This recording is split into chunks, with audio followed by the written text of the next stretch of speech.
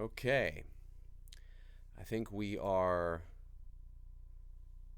live. We are broadcasting live, and when the first person comes in, I will ask them if they can hear me and make sure the audio is right. And we'll see if anybody wants to come in and have a little chat with me tonight as I sit here and do a live broadcast. We'll see. There's nobody watching right now. How you guys doing? My name's Dave McRae. I have set everything up here in my home studio to do live broadcasts. I don't know how often I will do them, but I wanted to have sort of it set up to go so that I will or can do them. The other night I did a live broadcast, my very first one, which was just on my phone, and that was me watching the original Halloween night. So that was a learning experience because I'd never done a YouTube Live before. I've never even done a Facebook Live. So I decided to do it, and I think it was kind of cool. But I wanted to have better audio quality, and I wanted to maybe do most of my live videos in here is what I wanted to do. So I see we have 3 people watching now.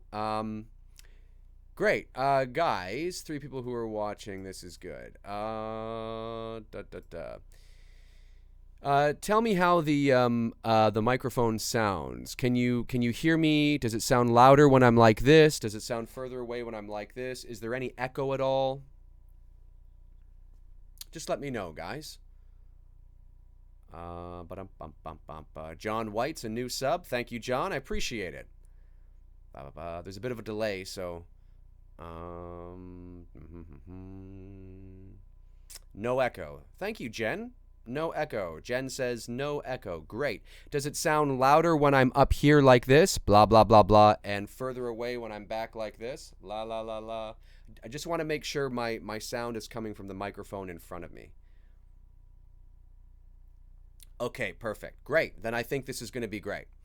I think everything is working appropriately. So... yeah, I decided to do a lagging, but maybe my internet. Could be, might be. There is a bit of a delay. Who knows? I decided to pop on here tonight on this Saturday, and do a sit down, Saturday night sit down, and do a Q&A, and we can sort of have a chat. I don't know if this is going to be a regular thing. When I say Saturday night sit down, I mean, ideally, I could do that every week, but that all depends on my schedule. So it could be a weekly thing, a monthly thing, a yearly thing, a decade thing. Who knows, right? But yeah, so how many people we got in the chat room? 16 people on this Saturday, November the 4th, 2017. I see people are asking questions already. Hang on a sec, guys. I just logged on myself about 3 minutes ago. So I appreciate the interest and wanting to get your questions out there. I got a pillow for my back too. The other night I was doing all the tests for the audio and the video, and I was sitting and my back was really sore because I think we went for a couple of hours trying to work everything out. So anyway. Jen says it's not a shit show yet. This could be a shit show. I mean, this live broadcast, folks, could be a fucking shit show. Who the hell knows? Since when do they let Dave wander around? I know, it's crazy. It's crazy. Since when did they let me out? But I had some time tonight. I have the night off. I did a lot of my voiceover work this afternoon in preparation for Monday, so I had some time tonight, which has been rare over the last couple of weeks because I've been so busy. So I decided to do this. So welcome. So yeah, so let's start. How many we got? We got 21 people in the room. Yeah, guys, feel free to ask some questions. So what do we got? Let's go here.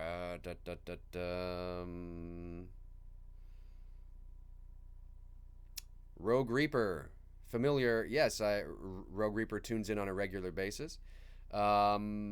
Michael Myers fan 101. How does it feel to be famous? How does it feel to be famous? Well, I don't consider myself famous.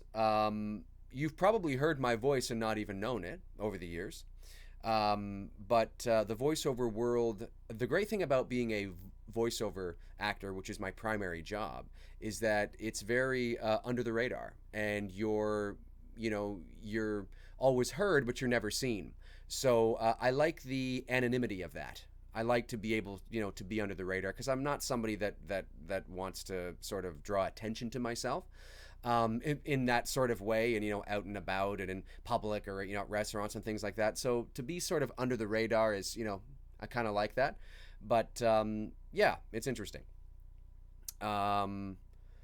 Da da da da, bum bum bum bum. But the reason why I decided to do pay more attention to my YouTube channel is because I wanted a place to vent about the things that, because being in the industry, I see things and I'm like, God, I gotta vent about that, or I gotta vent about that, and so I just decided to do it, and you guys have been great. It's I think I've gained like 1,500 subscribers, and which is not a lot in the big picture of things, but I think I've gained 1,500 in like the last 8 months or something like that. So that's pretty cool. We're approaching 3,000 subscribers. I think we're like 200 away or something like that. So that's pretty cool. 25 people watching on this Saturday night. What the hell are you guys watching me on this Saturday night for? Why aren't you guys out and about, rocking it up?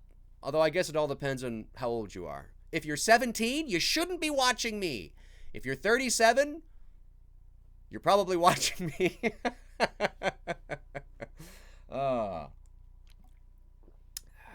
So yeah, ABC Dev, Halloween 5 was good. No, it wasn't. I'm too old to rock it up. I hear you. I'm 18. Lorenzo, you're 18. What are you doing watching me, Lorenzo? Get out there and experience the world. You're only 18 once, my friend. Chanel Sundown, 30 with a baby. So yeah, this is a fun Saturday. I actually don't have any kids. I decided to not have children in my life. It's nothing personal. I think people who have kids are great. The good parents, of course, and most of my friends have kids, so I get to play Uncle Dave a lot. But what I do for a living and all my attention and things like that, I'm very passionate about my work and my job and that kind of stuff. So decided to sort of live life that way. So but my hat goes off to all the wonderful parents out there who have kids, because it's one of the toughest jobs in the world. So my hat goes off to you. Tommy says, how excited are you really for Halloween 2018? Are you a little worried? Oh yes, I'm absolutely worried. I'm excited because I think on paper I like the potentiality of the success. But am I worried about it? Oh, absolutely. I'm worried that yeah, I am, but I think there's enough pieces there to be excited about that I can be cautiously optimistic. But we don't know a lot of information, really, if you think about it. So I'm just kind of like, okay, yeah, I kind of like what I see so far. I mean, they're saying the right things. It looks good on paper. We'll see how this unfolds as time goes on. Christopher Wynn, he's a regular viewer. Have you seen all the Last Jedi trailers? I have, and I loved the one that was released just a couple of days ago, the 45-second one. Loved it.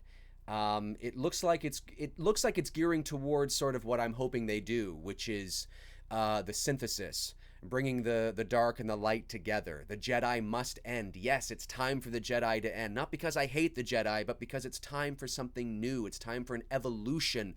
Luke is not the future. Luke might be the bridge to help bridge the future, but he's not the future. He's too Jedi. He's too one side of a two-sided coin.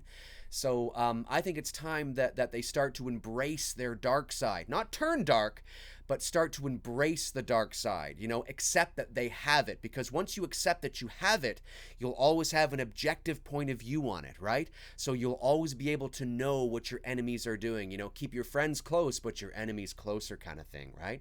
And from this trailer, I'm like, I kind of think they might be going that way. So I'm really excited about that. Morris says, do you do a live stream of Halloween 2? Yeah, I might do that. I might do a live stream of Halloween 2.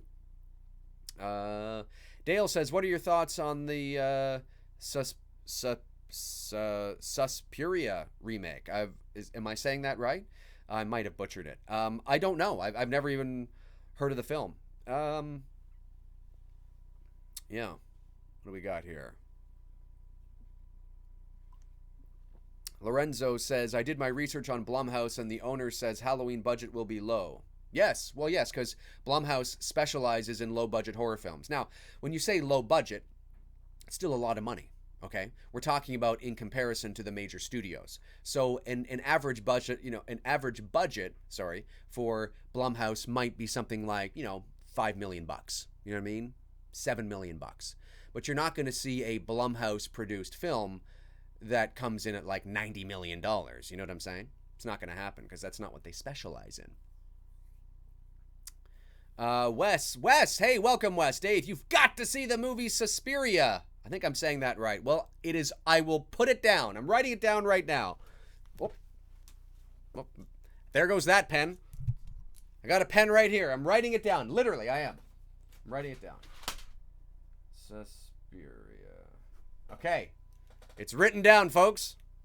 It's written down.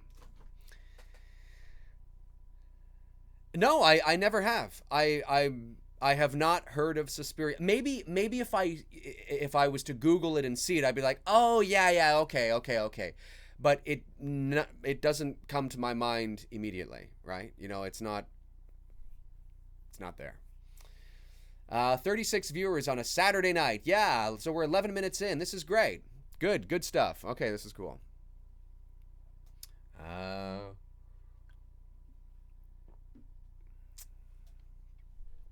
just going to scroll back, see if anybody asked anything. I hope Force Ghosts will be in it. Christopher Wynn, I hope Force Ghosts will be in it. Yeah, that'd be kind of cool. It'd be cool to see Yoda as a Force Ghost or Obi-Wan.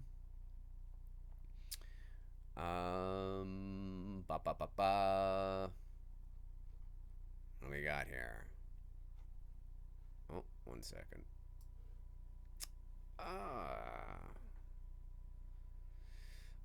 Tommy says, I meant to ask, where did you purchase your Michael Myers mask behind you? I purchased it, okay, well, you can't get it in stores, okay? It's from the independent mask makers, underground, that make these things from the William Shatner mold, right? The Kirk mold.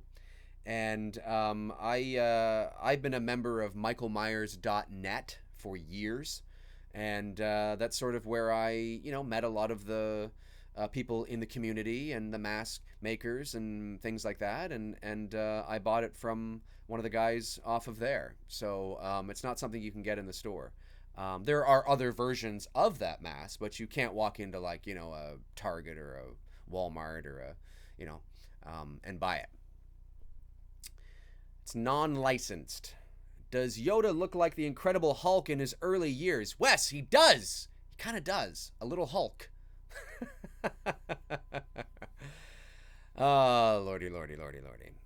Dave, I would love your mask. I would love your mask in the new Halloween film. Yeah, it'd be great. Yeah, I hope whatever the mask turns out to be, they honor the Michael Myers mask and look from the original Halloween. But I hope we don't see it that often. Like, I don't want to see the mask clear as day. I don't want to see it out in the daytime. I mean, I know we saw it in the daytime in the original Halloween, but it was very sort of far and few between, kind of always in the distance and only for a few seconds, right? It's not like you saw it for like 2 minutes of screen time, this close up, things like that, right? No. Always in the dark, always in shadow, pace it out.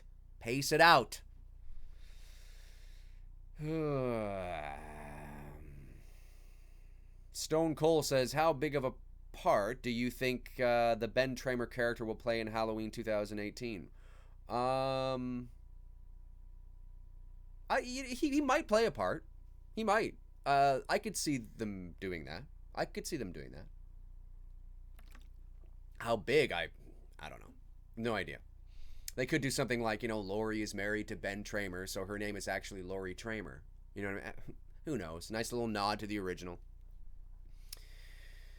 So what do we got? Who's looking at 33 people? That's pretty good. Saturday night. I wasn't expecting that many. I thought you guys would be be out. This is Saturday Night Sit Down with Dave McRae, folks. Saturday Night Sit Down live. Saturday, November the 4th, 2017, 9:29 p.m. Eastern Standard Time. I should start reading hate mail. That's what I should do. I should start collecting all of the hate mail from the emails and the YouTube comments, and I should just start reading my own hate mail. That would be awesome.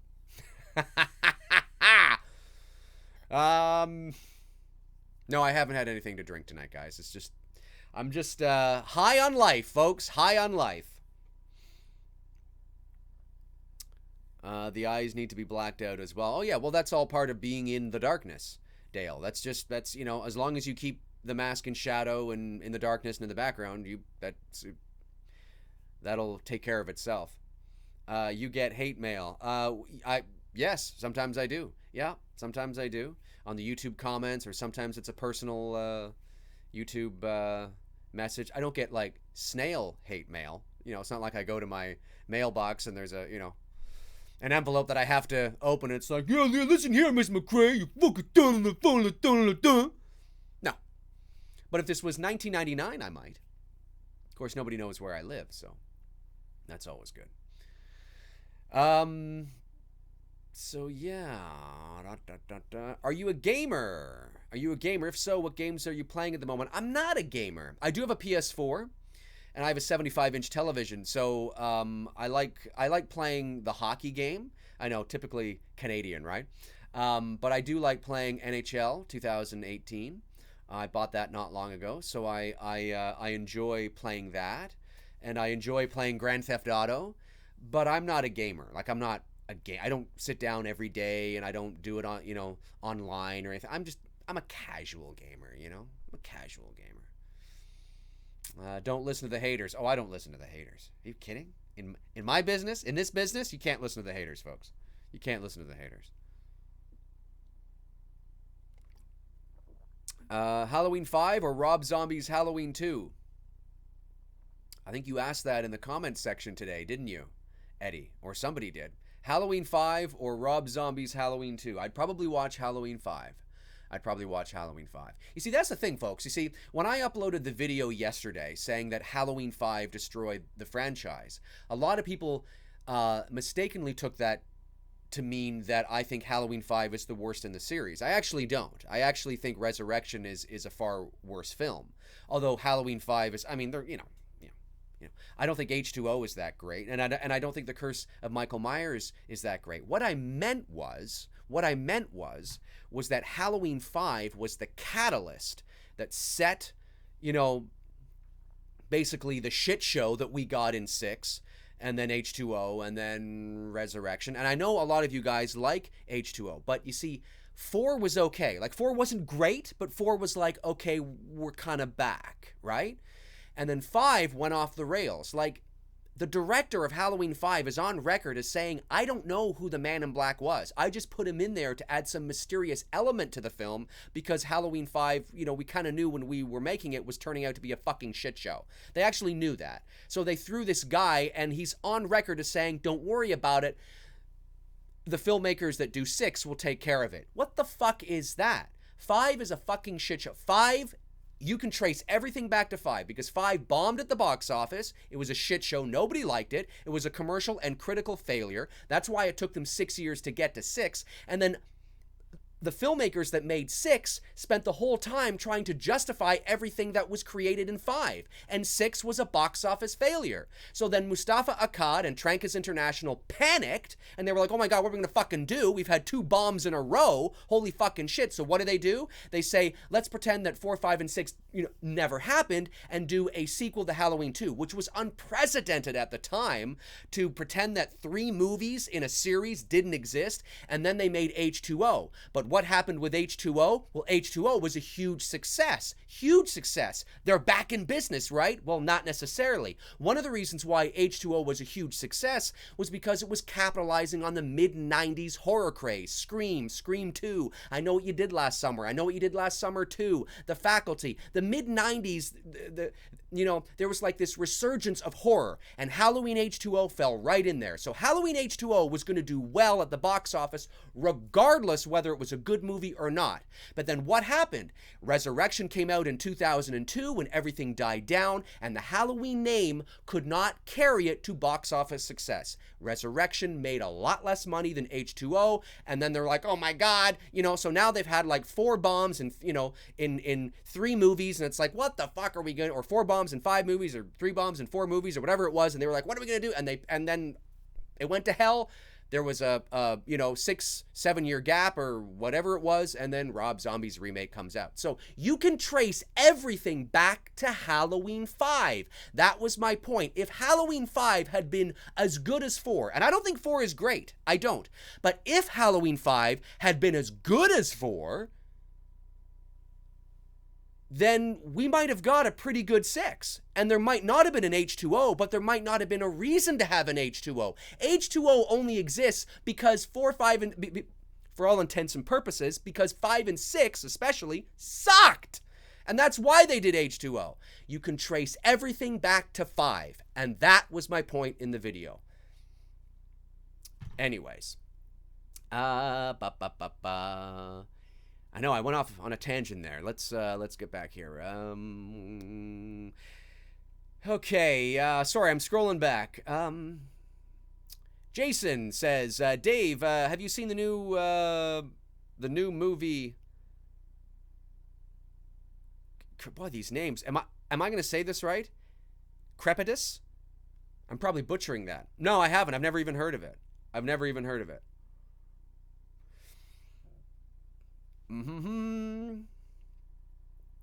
Too bad. Wes says, too bad Dwight Little turned down part 5. I agree, Wes. I agree. I don't think 4 was great, but there's enough redeeming qualities. Like I said in my video, they missed the mark. They did, but they didn't miss it by a huge margin.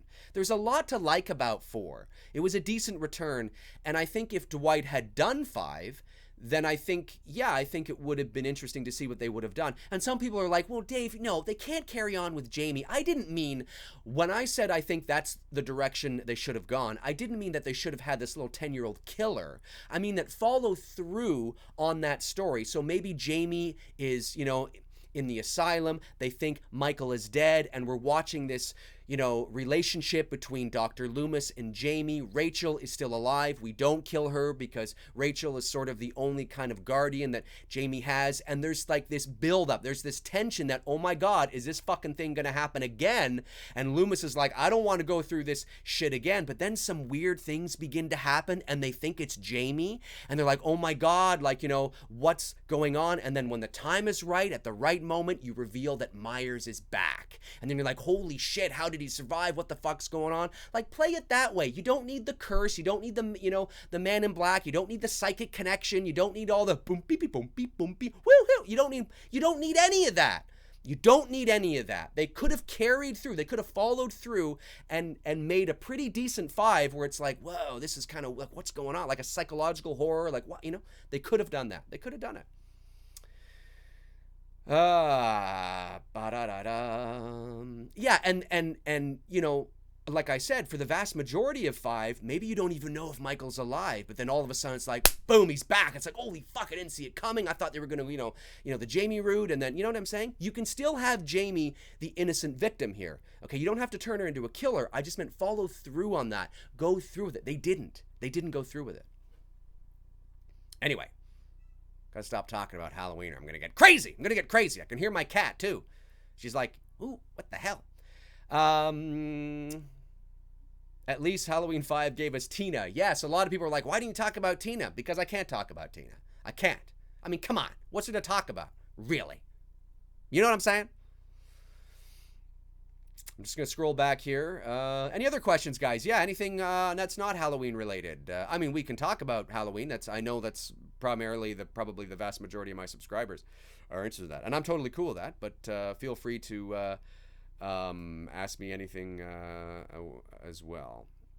Creed 2. Yeah, Creed 2. I'm looking forward to it. I just hope it doesn't turn into another Rocky movie. I liked what they did with Creed. I just don't want, I know that Ivan Drago is back now, and it's kind of like, okay, cool, but I don't want this. Like, I like that the Rocky's story about Rocky and his story ended with Rocky Balboa. I thought that was a great movie, and I thought Stallone is fantastic in it. I don't think he gets the credit he deserves. I think he's a decent writer. I think he's a decent director, and I think he's a decent actor. He's better than he gets credit for.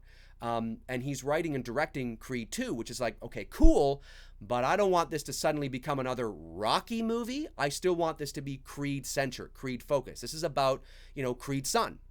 So that's the only thing I'm worried about there. But other than that, we'll see.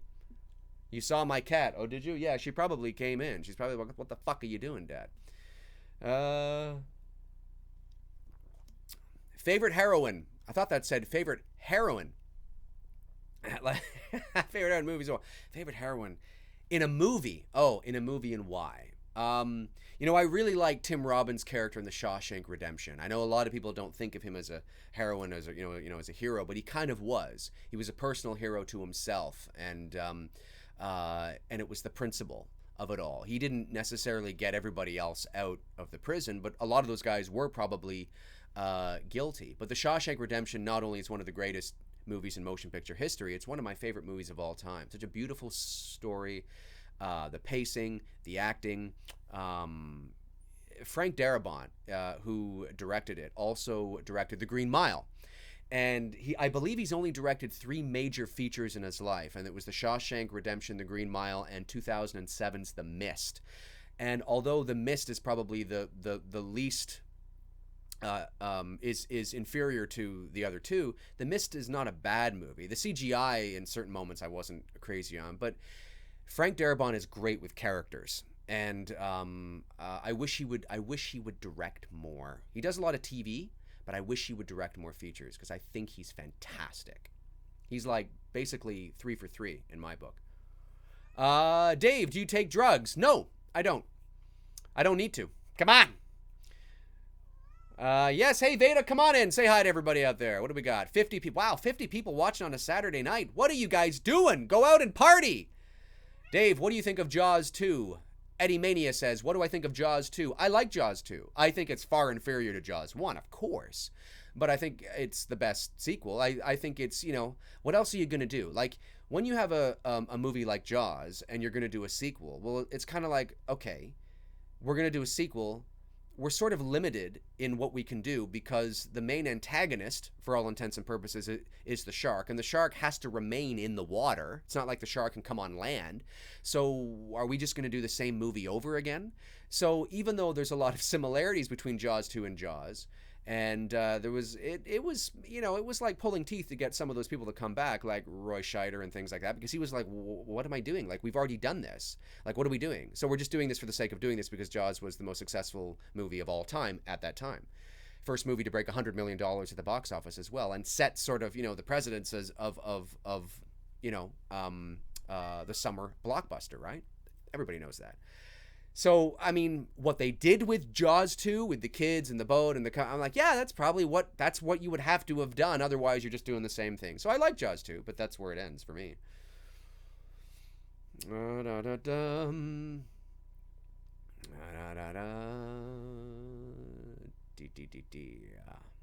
do we got?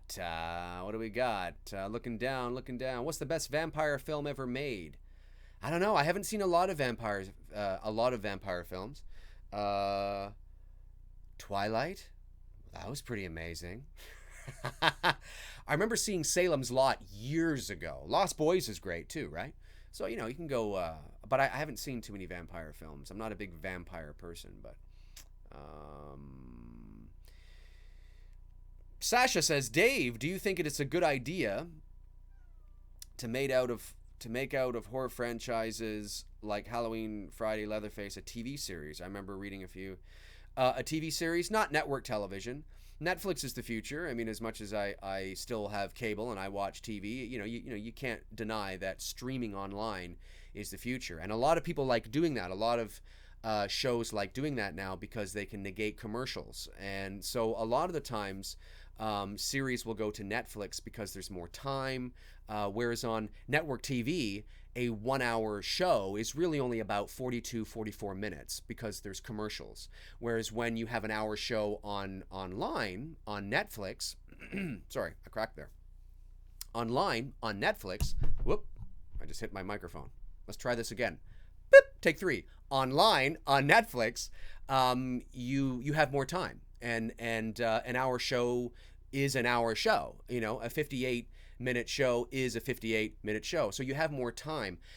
But it's a catch-22 because the drawback for that is now you have to really understand pacing, and you have to really make sure that, okay, now I have more time to sort of flush things out, flush certain episodes out, but now I have to watch my pacing that it doesn't drag. So the one good thing about network TV is that you're locked into this time frame and this time frame only, and you have to come in on this time because we have commercials. Whereas with Netflix, it's like, okay, great, I have more time, but you got to make sure that, you still come in, with good pacing, or it's going to drag, and so you got to be careful of that. But yeah, a lot of people are taking their shows to Netflix because they have more time to flush out things, and they can take time. It's almost like reading a book, Online's kind of becoming like, the book version, even though it's visual. It's kind of interesting.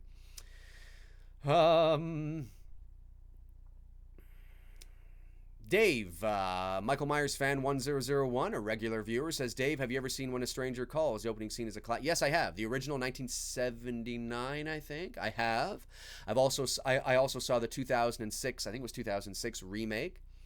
I have a short film on my channel. If you guys haven't seen it, you got to scroll kind of way back, or you can kind of type it in. I shot it in 2011. It was before you were able to upload longer YouTube videos, so it's in 2 parts, but it's called The Intruder. There's a short film on my channel called The Intruder, and I shot that in 2011, and it's in 2 parts. Although I think the mobile version, some of the music might have been axed by YouTube in the mobile version. Like if you watch on your phone, some of the music might not kick in, but if you watch it on your desktop, it's there. It might have been a copyright thing or something. Anyway, that whole 20-minute movie or whatever it is that I shot called The Intruder is totally based on the first 20 minutes of When a Stranger Calls. So if you like that, you should check it out. Chanel Sundown, I think I probably screwed that up. I'll ask again. Is there a horror film you have the hardest time watching? Mine was ABC of Death. Hard time watching. I hated The Ring 2, and I hated The Grudge 2. Anything that becomes a little too sensational and doesn't sort of rely on character development and the mood and the atmosphere, things that are a little cliche, I'm not a big fan of. I don't like stories that pander to the time period we're in. So it's like, so we're in this time period now where, this is really hip, and this song is really in now, and this show is really in, and this piece of technology is really in, so let's do a whole movie and incorporate all that. I'm just I'm old school. I'm just like, I'm about characters, story, and if it happens to involve some of those elements, okay, fine. But I can tell when you're just making something for the sake of making it because it's hip and cool in the moment, and those things don't last. Those things don't stand the test of time because they're reliant, on a certain era, and I don't like that shit. I love the first Insidious. Scott says, I love the first Insidious was really great. I saw it in the theater, and I really like it. I think James Wan, is probably the best horror director we have going today. And for me, and I don't think he's, the bee's knees, as they would say, but I think, who the hell says that? But what I like about him is that he does understand mood, and he does understand pacing, and he does understand atmosphere, and he does understand the importance of a slow burn, and putting the viewer in the same position as the characters on screen. So you almost live vicariously through the characters on screen. So you're both in the same position, so you're going through the journey together. He understands that. at least in the movies that I've seen him direct. And some are better than others. I think Insidious 2 was not as good as 1, but I think Insidious is just as good as the first Conjuring. And I think I think the second Conjuring is not as good as the first, right? But you can tell even in part 2 of The Conjuring and even in the sequel to Insidious, you can tell that they have that, that understanding of mood, atmosphere, pacing, the psychological component. And I would like to see more of him do it. Those are my favorite because they get into the psyche, and I like that kind of stuff. But of course, Insidious Chapter 3, which I watched, and Chapter 4 looks like a pile of garbage. It looks like a fucking shit show. I have no interest in seeing Insidious Chapter 4. You see, I'm a horror guy, and you guys know that. I'm a horror guy. But I also have standards, okay? And I'm not going to see everything and anything just for the sake of seeing anything and everything. That's not me. Maybe that's you. That's not me. I have fucking standards. And I watched the trailer for Insidious Chapter 4, and I'm like, I have no interest in seeing it. Maybe I'll catch it on a rainy day on Netflix down the road, but I have no interest in seeing it. It doesn't entice me. I look at that and I go, yeah, this looks just your typical run-of-the-mill, Doesn't mean it's not going to be good. Doesn't mean that. I haven't seen it. But it's a far cry from what Juan was doing in the first couple. At least that's what it looks like to me. Okay, so I'm going to scroll back. Thoughts, Jeff Hardy 100 says, thoughts on Jeepers Creepers 3. I haven't seen it. Saw the first two. I liked the first one. Remember the second one a little bit. Haven't seen the third one. Have you checked the cats? Have you checked the cats? You mean my cat? I only have one cat. Yeah, I think she's fine. She's right down here, actually. Have you checked the children? Yes. Great line. Oh, I see what you're saying now. Yeah, that's a great line. We got watching 41 people. A lot of people have tuned out. Good. Get the fuck out of here. No, I'm just kidding. I'm relax. I'm joking. I'm sarcastic a lot. Dave, do you think Tony Moran will reprise his role as Michael Myers Halloween 2018? Please shout out to my son Zach. Hey Zach, how you doing, buddy? Good to see ya. Do I think no, not at all. I don't think Tony Moran will be anywhere near that remake or next year's Halloween.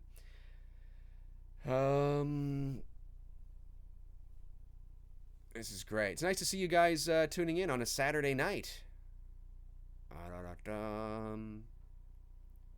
Jason Myers, ooh, like the killer, only not spelled the same. Do you wish John Carpenter was directing the sequel? You mean next year's film? I wouldn't be against it. But the reason why John Carpenter has never directed another Halloween film is because he said, I've done this already. There's nothing more I can bring to the table in terms of Halloween. I've already done it. So I would be doing the same movie over again. John Carpenter, I don't think, has ever done a sequel. He's produced sequels. But as far as I know, I don't think he's done a sequel. Like I'm thinking, so we got Halloween, we got the Elvis TV show that he did, of course, with Kurt Russell, but that was a TV movie. We got The Thing, we got The Fog, we got Big Trouble in Little China, we got They Live, we got In the Mouth of Madness, we got The Village of the Damned, we got the vampire one, we got The Ward. Yeah, I don't think he's done a sequel. I don't think he's ever Oh, right, you're right, he did. Thank you. Escape from L.A. Thank you, Tom Hansen, Escape from L.A. But I think that's the only sequel he's ever done, and that didn't do very well. That was not nearly as well received, as most sequels aren't, as Escape from New York. So he's not big on sequels. Prince of Darkness. Was Prince of Darkness a sequel? Was it an official sequel? Not sure. Anyway. The point I'm making is that he said he doesn't really want to do another Halloween directing it because he's already done it. So, no, I don't think he ever will. And he's 70 years old now, or close to it. He's 69. There was a Godzilla question here. I'm a big Godzilla fan, so I wanted to get it. Are you excited for Godzilla King of the Monsters? Yes, I am. I wasn't a huge fan of 2014's Godzilla. I like the Godzilla stuff. I don't think Gareth Edwards is that great of a director. I think he's overrated. I didn't think Rogue One was that great. I think it's like a C plus B. I don't think it's that great. I think if it wasn't for the end of Rogue One, which was not originally in the script, like when I say Rogue One, for you Star Wars fans out there, when I say Rogue One, what's the first thing that comes to your mind? Probably the Darth Vader scene. And that scene was not in the original script, and I don't even think he directed that scene. I think they did that in reshoots. And I'm not taking anything away from it. It's a cool scene, but the characters were lackluster, and the characters were lackluster in Godzilla. I don't think he knows how to direct characters, and I thought Godzilla was just okay. I was disappointed with it. I like the Godzilla stuff, but I was not emotionally attached to any of the characters. And the only guy that I was emotionally attached to was Bryan Cranston, because he's such a good actor, and he was only in Godzilla for the first 20 minutes of the movie, 15 minutes, and then he's gone. I'm not attached to his son at all. He's got the personality of a walnut. So I mean, yeah. I hope that Godzilla 2, I don't know. I hope it's entertaining. We'll see. We'll know by the trailers when they're released. Rogue One sucked. I didn't care for any of the characters. I didn't think Rogue One sucked, but I don't think it's as good as The Force Awakens. And yes, The Force Awakens has parallels to A New Hope, but I don't think it's a reboot. It's not a rehash. It's not. By pure definition, The Force Awakens is not a complete rehash of A New Hope. You have to understand, folks, that J.J. Abrams and company, whether you like it or not, they have branched out a little more? They could have. But they had to, The Force Awakens is what it is because it's a very carefully calculated creative choice. They needed to reset the universe because of the abysmal reception of the prequels. And they needed to sort of get everybody back on track, sort of, go, okay, take a step back to go forward again. But The Force Awakens has a plethora of new and exciting characters and motivations and avenues and all that kind of stuff. There's a lot of new stuff in The Force Awakens to really like and really glom onto. Now it's The Last Jedi that's going to take it in a different direction. However, hopefully, fingers crossed. But like I said, and hitting my mic again. Like I said, I've said this before. You have to understand that Star Wars is a 3-act system, okay? And there were a lot of people that were complaining about The Force Awakens, saying, I don't understand this, I don't understand that, I don't understand this. And I've said this countless times. You've only seen 2 hours out of a 6-hour movie, okay? Once you've seen all the acts, once you've seen all you've seen the entire story, then you can look at The Force Awakens and go, oh, I see, okay? I guarantee you there are going to be parallels in The Last Jedi to Empire. They will be there. I guarantee you it. Now, hopefully there's enough that's different that really takes us out of our comfort zone and goes new, in completely new and exciting directions. But there's going to be parallels there because in a 3-act system, the second act is always the darkest for our protagonists. That's what it is. And then the third act is the redemption. Okay? The first act is the establishing. The second act is the downfall, right? And then the third act is the redemption. I mean, this is not rocket science. So I just want people to be prepared that these are, you may not like it, but this isn't JJ just not understanding what he's doing or, Lucasfilm not understanding what they're doing. And this doesn't totally fall on JJ's hands either. These were conscious creative choices to reset the universe and get the Star Wars universe back on track. And I think they did it. I think what The Force Awakens was supposed to do, it did. And it succeeded. And I think Rogue One is highly overrated. But that's my opinion. Okay.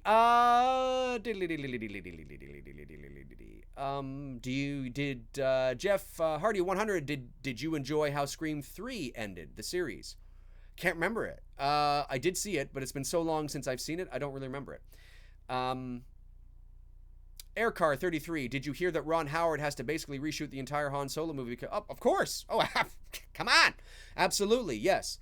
It was a train wreck because Lord and Miller were not doing what they wanted to do. What Lawrence Kasdan and his son had written. They were sort of taking it in a different direction. It was becoming a little too much of a farce, a little too spoofy. You have to have some comedy, But the character of Han Solo was not a comedian. He was just sarcastic. He was arrogant. And his wittiness and his arrogance came off as sort of funny. But he wasn't a comedian. He wasn't like dropping the one-liners and jokes. He was just sort of witty, and he had kind of a dry sense of humor at times. Whereas Lord and Miller was sort of taking it in a different direction. So I think they made the right call. It's unfortunate they made it so late. I mean, you think they would have known this sort of, after a couple of weeks of shooting, but nonetheless. So yes, I'm glad that that Ron Howard came on. Now, Ron Howard is one of the greatest directors of our time. He's been in a bit of a slump lately, but there's no denying his competence and his abilities as a filmmaker and as a director. So hopefully it'll turn out really good. It'll be good for Star Wars, it'll be good for the Han Solo character, and it'll be good for Ron Howard too, because he needs it. We all love Ron Howard. Sorry, let me just scroll up here. Okay, that's better. Dave, do you like the... Gary Bullock says, or Bullock says, Dave, do you like the Psycho movies? I've only seen the first Psycho, and I liked it. What's not to like? I mean, it's a classic. If you guys love Psycho and you love Hitchcock, then I highly recommend Hitchcock's Rear Window. It's a fantastic movie. And you can get it in color, too. If you guys aren't too crazy on black and white films, even though it came out in 1954, I believe. It came out 6 years before Psycho.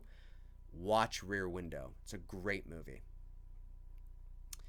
45 minutes. What do we got? 40 people watching on a Saturday night. Bush League Sports Radio. Bush League Sports Radio. If you were to write the next Halloween movie, what would you do, and what do you think is the best way to fix the franchise? Well, I think I mentioned this in one of my videos. If I was hired and I had a meeting with Blumhouse and they said to me, Dave, what do you think we should do? I would say, well, I think you should erase everything, and I think you have one of two ways of going. Now, the way they're doing it, I actually wouldn't have done it. I would have actually made it a direct sequel to Halloween 2. Not because I don't understand and agree on principle, actually, why they're negating Halloween 2. I understand that. I do. But I wouldn't have negated it because I think you can keep it and still go back to the roots of the Shape and Michael, the absence of character. You can't really do the absence of motive too much anymore, but you could sort of figure it out. Or... So I would say we do it as a sequel set in present day to Halloween 2 years later, which is sort of what my fan film was loosely based around. It was kind of like that. Or I would reboot the whole thing. I would reboot it. And a part of me is kind of like, if you're going to do a sequel to Halloween 1, why don't you just reboot it? Like, why don't you just reboot it? Keep the elements there, okay? Keep keep what made the original so great there, but just reboot it. For modern times. It's a remake of Halloween, Rob Zombie shit aside, okay, that's its whole other thing, but you reboot, Halloween again, but you give it an authentic, real, grounded reboot, a real tribute to Carpenter's classic, a real remake that is very reminiscent of Carpenter's film. Those would be my two options, and I would see what they said.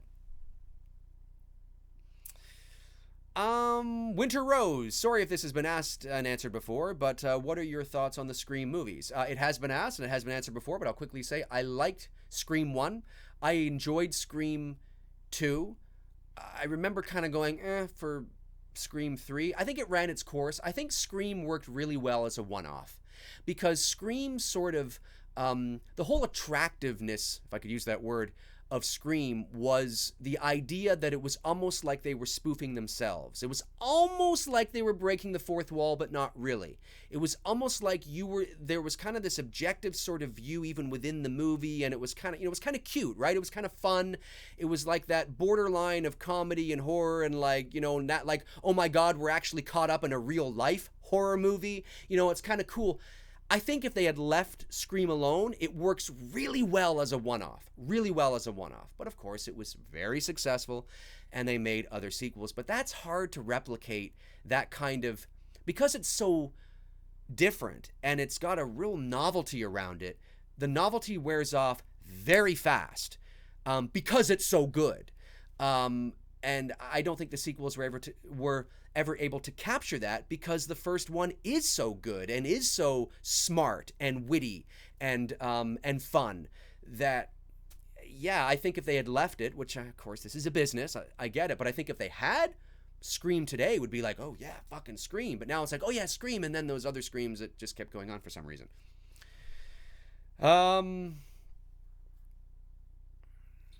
Anybody recommend a movie to review? Anybody are you asking me or asking anybody on the channel? I don't know. Hey, I know a lot of, I'm just curious, totally curious. Is there any, are there any women, I think I saw a few on here, are there any women that subscribe to me? Because I think most of my subscribers are dudes into horror and Star Wars and shit. But I think I have a few women. I think I do. I'm just curious. I think it's great. Everybody's welcome, by the way, obviously. My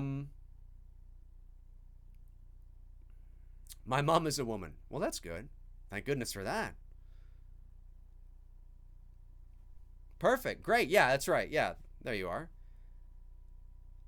Dave, this is Lee Mooring. Dave, what do you think they'll do about Michael and Laurie being so much older? I think they'll just play it out as is.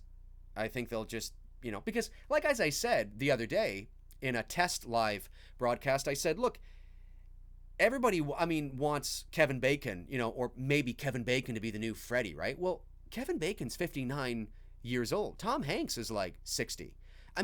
Even though Michael Myers is going to be 61, 60, yeah, you're an older man now, but you can still be it's not like he's going to be in a wheelchair. He can still handle his own. And if they go back to the roots of what Michael was supposed to be, the absence of character, the absence of motive, with supernatural elements, you could really play up, you could have a bit of fun with it. He's 61, but, look at my fan film, You could have some fun with it. So I don't think it's going to be an issue. I really don't. It'll be an issue long term. If this new movie is successful, then it'll become an issue. Because then it's like, okay, well, if this is successful and we want to turn this into a new series, are we just going to continue on with this guy who's going to be like 70 soon, and 75? And what are we going to do, right? So hopefully they've thought about that. Adam Turner says, hey, Dave! Really loudly. It's all capitals. Do you think they will cast a new Loomis, or will Laurie play into that character? Sorry if you had that as well. I don't think they're going to cast Loomis. Loomis, if this is in the same time, and we don't even actually know if it's taking place in 2018. I think it will, because obviously, you have to justify why Laurie is so much older. But I'm saying it could be 2015, it could be, 2010, but I think it's going to be present day. And no, I don't think they're going to cast somebody else to be Loomis, because they can't. Loomis would be 100 years old. They can't. Do I think they may cast his son or his grandson? They might do that. But you're not going to see Dr. Loomis, Sam Loomis, played by somebody else in this new film. No. You might see Dr. Sam Loomis in a complete remake of the series, but not in this new film. You're welcome, Adam. That's my thought anyway. So you're watching Saturday Night Sit Down with Dave McRae. Just rock it. I'm hoping it's picking up on this mic and not that mic up there. It's gonna fucking suck. Johnny Coffee. Dave, when does the Friday the 13th series get dumb for you? When does it get dumb? Probably after 5. 5. 5.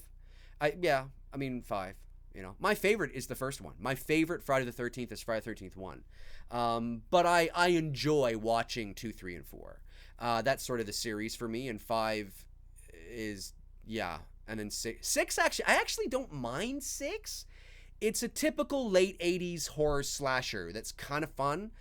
But it's 1 to 4. I feel about Friday the 13th 6 like I feel about Halloween 4. It's like, oh, okay, we're back, it's decent. Oh, but then they went off the rails. Do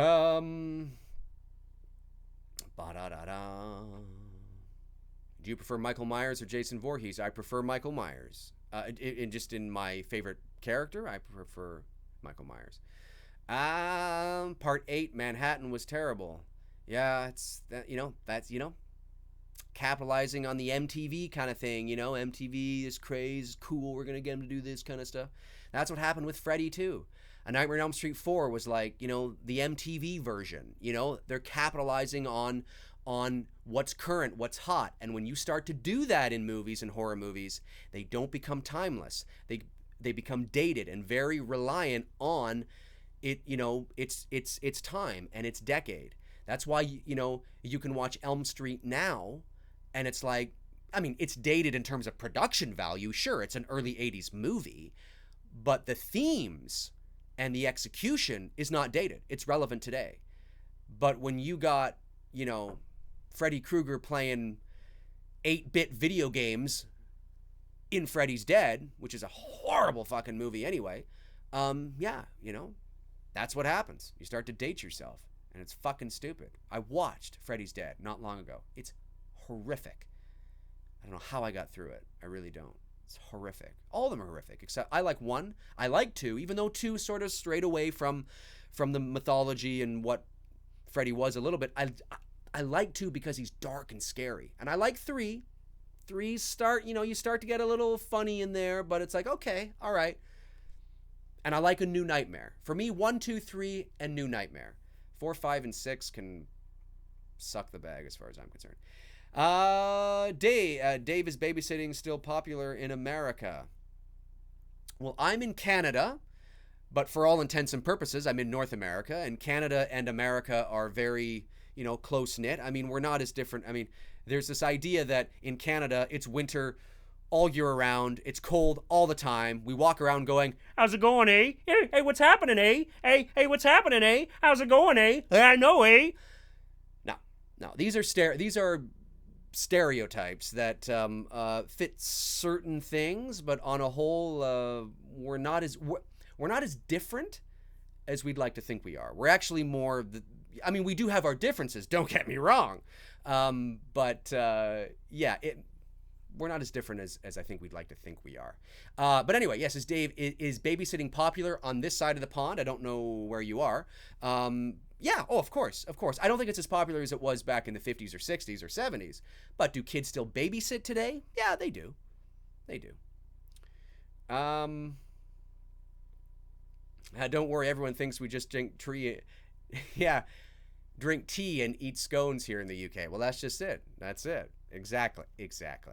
No, I mean, here in Canada, especially in Southern Ontario, where I am, I mean, our summers are very hot. Like, we get like, you know, days that are like 85, 90 degrees. It's not unprecedented to look at the weather report on a typical day in July here in Toronto, and we might be hotter than like Las Vegas. You know, I don't mean like, you know, we're like that consistently. We don't have the dry heat. We have humidity here, but our summers are very hot generally. Our winters are very cold. But we're a 4-seasoned country. So if you want to, what's Canada like throughout the year? It's like Chicago. It's like New York. You know what I mean? That's what it's like.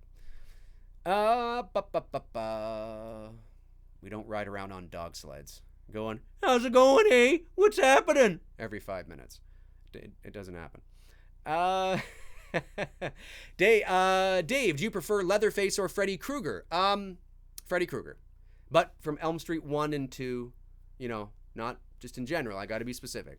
Dave, your thoughts on Black Christmas 1974, filmed in Toronto, I believe. Yes, it was. Black Christmas is a Canadian film. It's a Canadian film. And it was shot up here in Canada. And Margot Kidder is Canadian. And a lot of the actors in it were Canadian. I believe the director might have been Canadian. Don't quote me on that, but it was shot in Toronto. I loved it. Love Black Christmas. I watched it not that long ago. Still holds up today. You see, there's another film. It's dated in terms of its production value. It's dated in terms of the way it looks, of course, but it's not referencing any sort of pop culture themes or technology or, you know, I mean, I know there's no cell phones, but there's not this reliant on, you know, we got to bring in the younger viewers, so, you know, we got to be talking about Snapchat and FaceTime and, you know, talking about, you know, all this. No, they don't do that. And that's why Black Christmas today still is awesome to watch, because there are sorority houses today and there still are phones that you can call and cause people weird shit and, you know what I'm trying to say. So yes, Black Christmas is awesome. Love it. My dream would be to move and live in America or Canada. I've always admired the U.S. and its lifestyle. Yeah, well, yeah, I mean, it's, yeah, the U.S. lifestyle, there's a lot to love about North America, and there's also a lot of things that we got to get in shape. But definitely, there is a lot to love.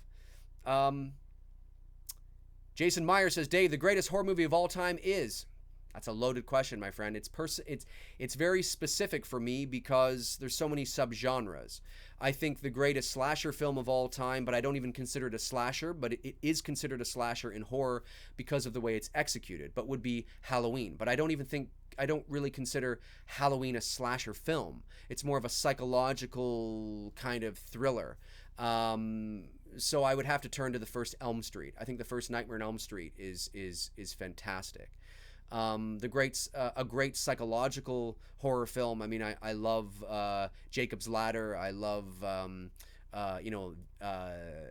The Others, The Exorcist, Black Christmas, Rear Window, Psycho. I mean, Psycho is considered a slasher, right? You have to kind of, yes, but you kind of have to put things in context a bit.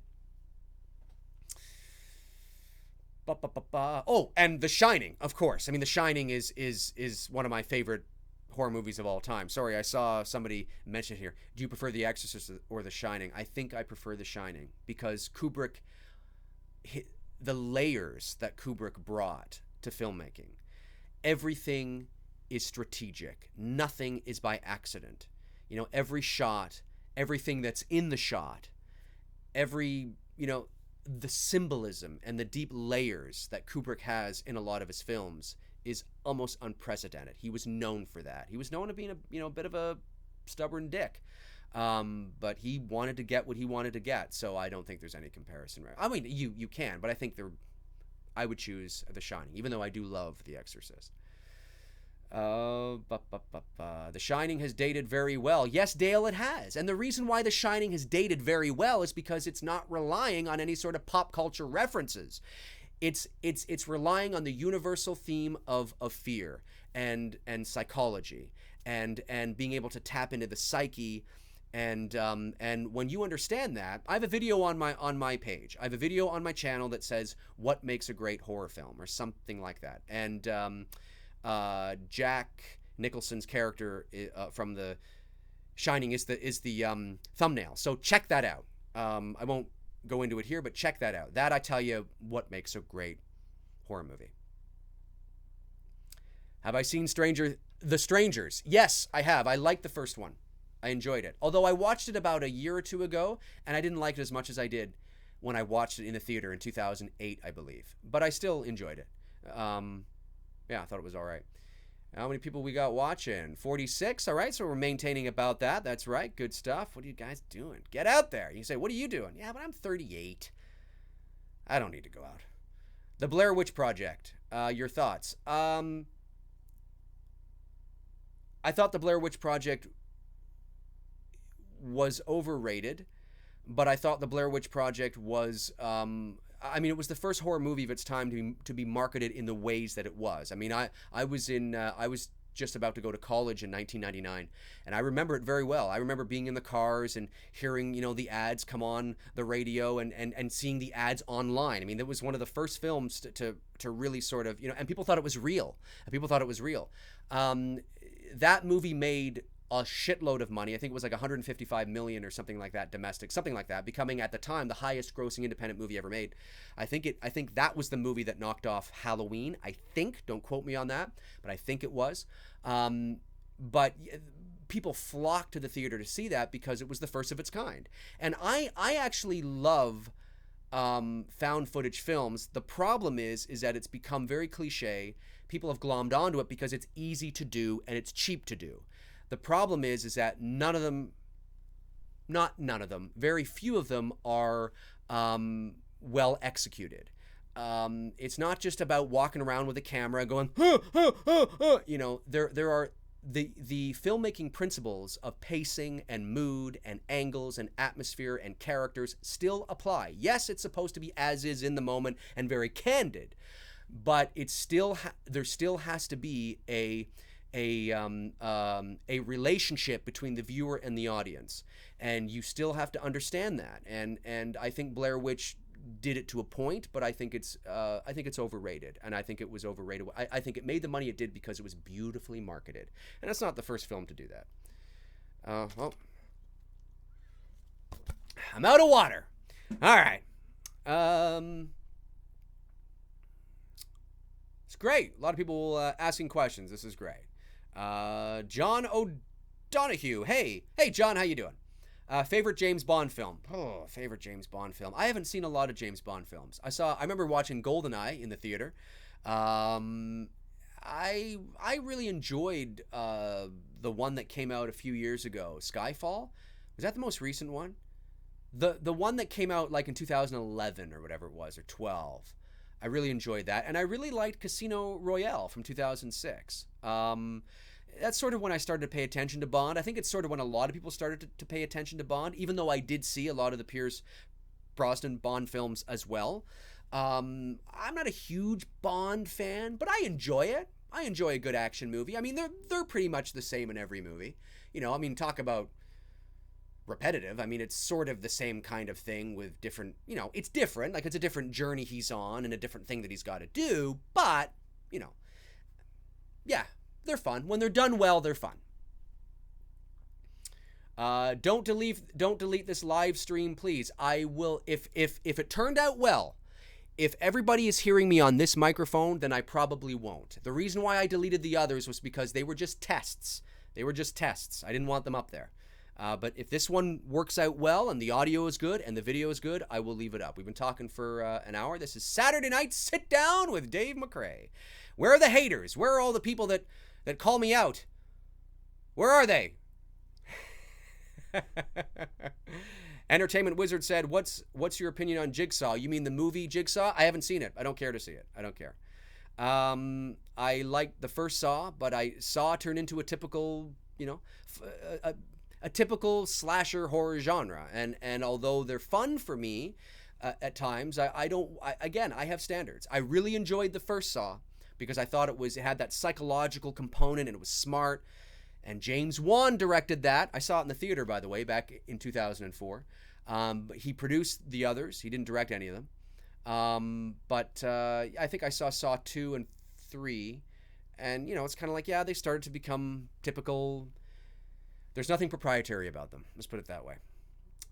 Dave, are you a Doctor Who fan from Red Ranger 241? No, I'm not a Doctor. Well, I like the old TV show, but I haven't tuned into the new ones. Opinion on Cult of Chucky. That's Wayne Wammer. God, these names, guys. Where the hell is Bob Smith? Anyway, I didn't see Cult of Chucky, and I don't really care to. And again, when I say it like that, it doesn't mean that I'm trying to disrespect your love of a movie if you love it. I think that's great. But I don't pull any punches. I'm honest, and it's like if I think something is shit, I'll say it's shit. And I think people can, at the very least, appreciate my honesty. Halloween 6 was a pile of ass grapes. Yep, and you have Halloween 5 to thank for that. The Shape 1978 says Halloween 6 is underrated as hell. So bad it's good. Nah, yeah, I don't feel about that, but it's great stuff. Okay, I just want to see how my stream's doing. I'm scrolling up. All right, yeah, this is good stuff. Stream is on. We're live. We're live. I've been on for an hour and 8 minutes, and there's 52 people watching now. I bet you if I stayed on till like 1 in the morning, which I'm not going to, by the way, but I bet hypothetically if I did, you'd see like it go up to like 90 or 100 people in the room, because these are all the drunk people coming back from partying on Saturday night. I'm home. Oh, Dave's online. Oh, hey, man, what's going on? Myers fan 1001, have you seen Get Out? I think I answered it the other night. No, I haven't. It's on the list. I hear great things, so I want to check it out. Hawaii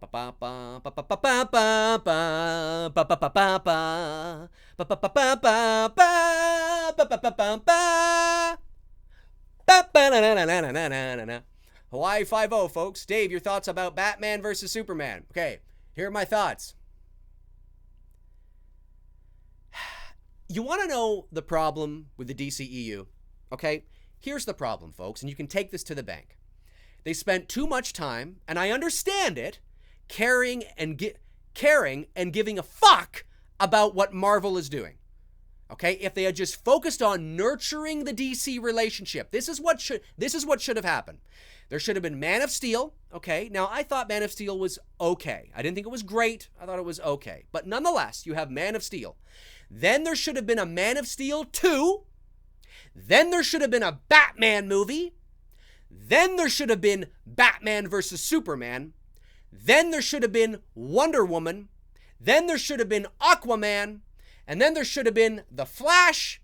And then in 2022 or whatever it is, then you bring in Justice League. But right now, I nor you are emotionally attached to any of these fucking characters because we haven't had time to nurture the relationship, see the development, and see the movies play out over, 5, 6, 7 years. We still don't have a Superman 2, a Man of Steel 2. We don't have it. But no, they rushed it because they felt like they needed to play catch up. Don't worry about what Marvel is doing.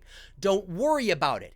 If you nurture the films, just because you're going to get to Justice League maybe 12 or 13 years after Marvel got to the Avengers, don't worry about it because people will go and flock and see the movie because it's Justice fucking League, okay? It's Justice League. They're gonna go see it. And if you take the time to nurture it and nurture all of the films, build the relationships, build the anticipation, build the hype, when Justice League comes out in like 2022, people are gonna be like, fuck, yes, we've been waiting for this. But we don't have that right now.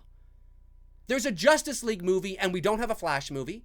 We don't have an Aquaman. We don't have a Batman. We don't have a Man of Steel 2. And there's already a Justice League movie? What are you, a fucking idiot? That's what I feel about it. So if I was in charge at Warner Brothers, I would be like, no, we're not doing it. We're not doing it that way. We're going to nurture the relationship. And so in another 7 or 8 years, we're going to have a universe that people can be fucking proud of and be like, yeah, this is amazing because the characters were nurtured and developed. I don't give a shit about Justice League. I don't give a fuck about it. I didn't even watch Batman v Superman in the theater because I didn't care. I was like, why? I'm not emotionally attached to Ben Affleck as Batman. I'm not saying he's not a good Batman. I'm just saying I'm not emotionally attached to him as Batman. You have to nurture me. Get me excited about him being Batman. I just saw Man of Steel. I'm not emotionally attached to Henry Cavill as Superman. Do a Superman 2. Nurture the character more. Get me excited for a Batman v Superman. Those are my thoughts. Dave, have you seen, this is Alex Matthew Powell. Dave, have you seen 10 Cloverfield Lane? I did. I saw it in the theater and I loved it. I thought it was great because that's my kind of movie, right? You know, what we think we see, what we think we hear, the anticipation, the suspense, the, all in your mind. Yeah, I thought it was good. I liked it.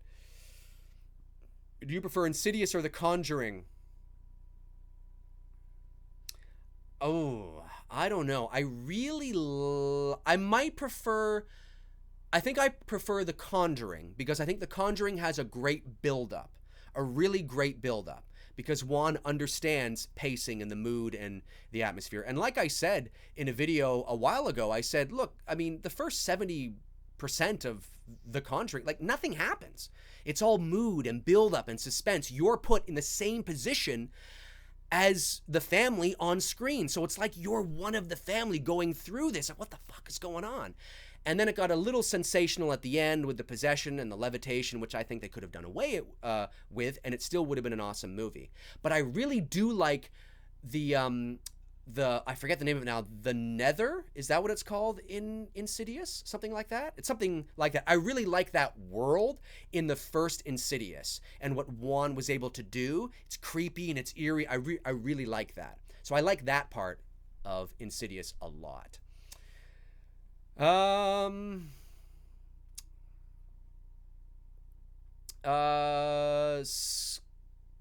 Scotchka says, when you wipe after taking a shit, do you fold the toilet paper, crumple it, or wrap it around your hands? Actually, what I do is I do that, and then I put it in an envelope, and I actually mail it to you. So when you get it, be very careful. There's one coming in the mail right now. So just be careful that when you open it, it's going to stink.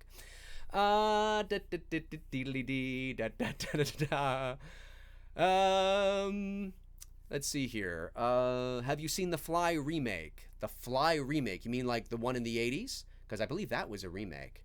Or was there one after that? I don't think there was. I'm not entirely sure. How are we doing here? We got 60 people watching. These are the people coming back from partying. They're coming back. They're like, oh, Dave McRae's online. Yes, this is Saturday night sit down with Dave McRae. I decided to do this. Again, I don't know if this is going to be a regular thing. It all depends on how busy I am and what I'm doing and what's happening with my life. So the next Saturday night sit down with Dave might happen a couple of weeks from now or a month from now, or it might happen on a Tuesday in February. I have no idea. Have you seen The Descent? Yes, I have, and I love it. Love the claustrophobic sort of environment of The Descent. I thought it was fantastic. It was great. What do you, John O'Donohue, what do you think of Gremlins? Love it. Love it. 1984? 84, I think it was. I saw Gremlins in the drive-in when I was 5 years old. When I was 5 years old, I saw it in the drive-in, and that was when the speaker was on the outside of the car. Like, for those of you who are too young to remember, like now it's all done with your radio, right? Well, back then there was a speaker in your car, and you had to keep your window down to hear the movie.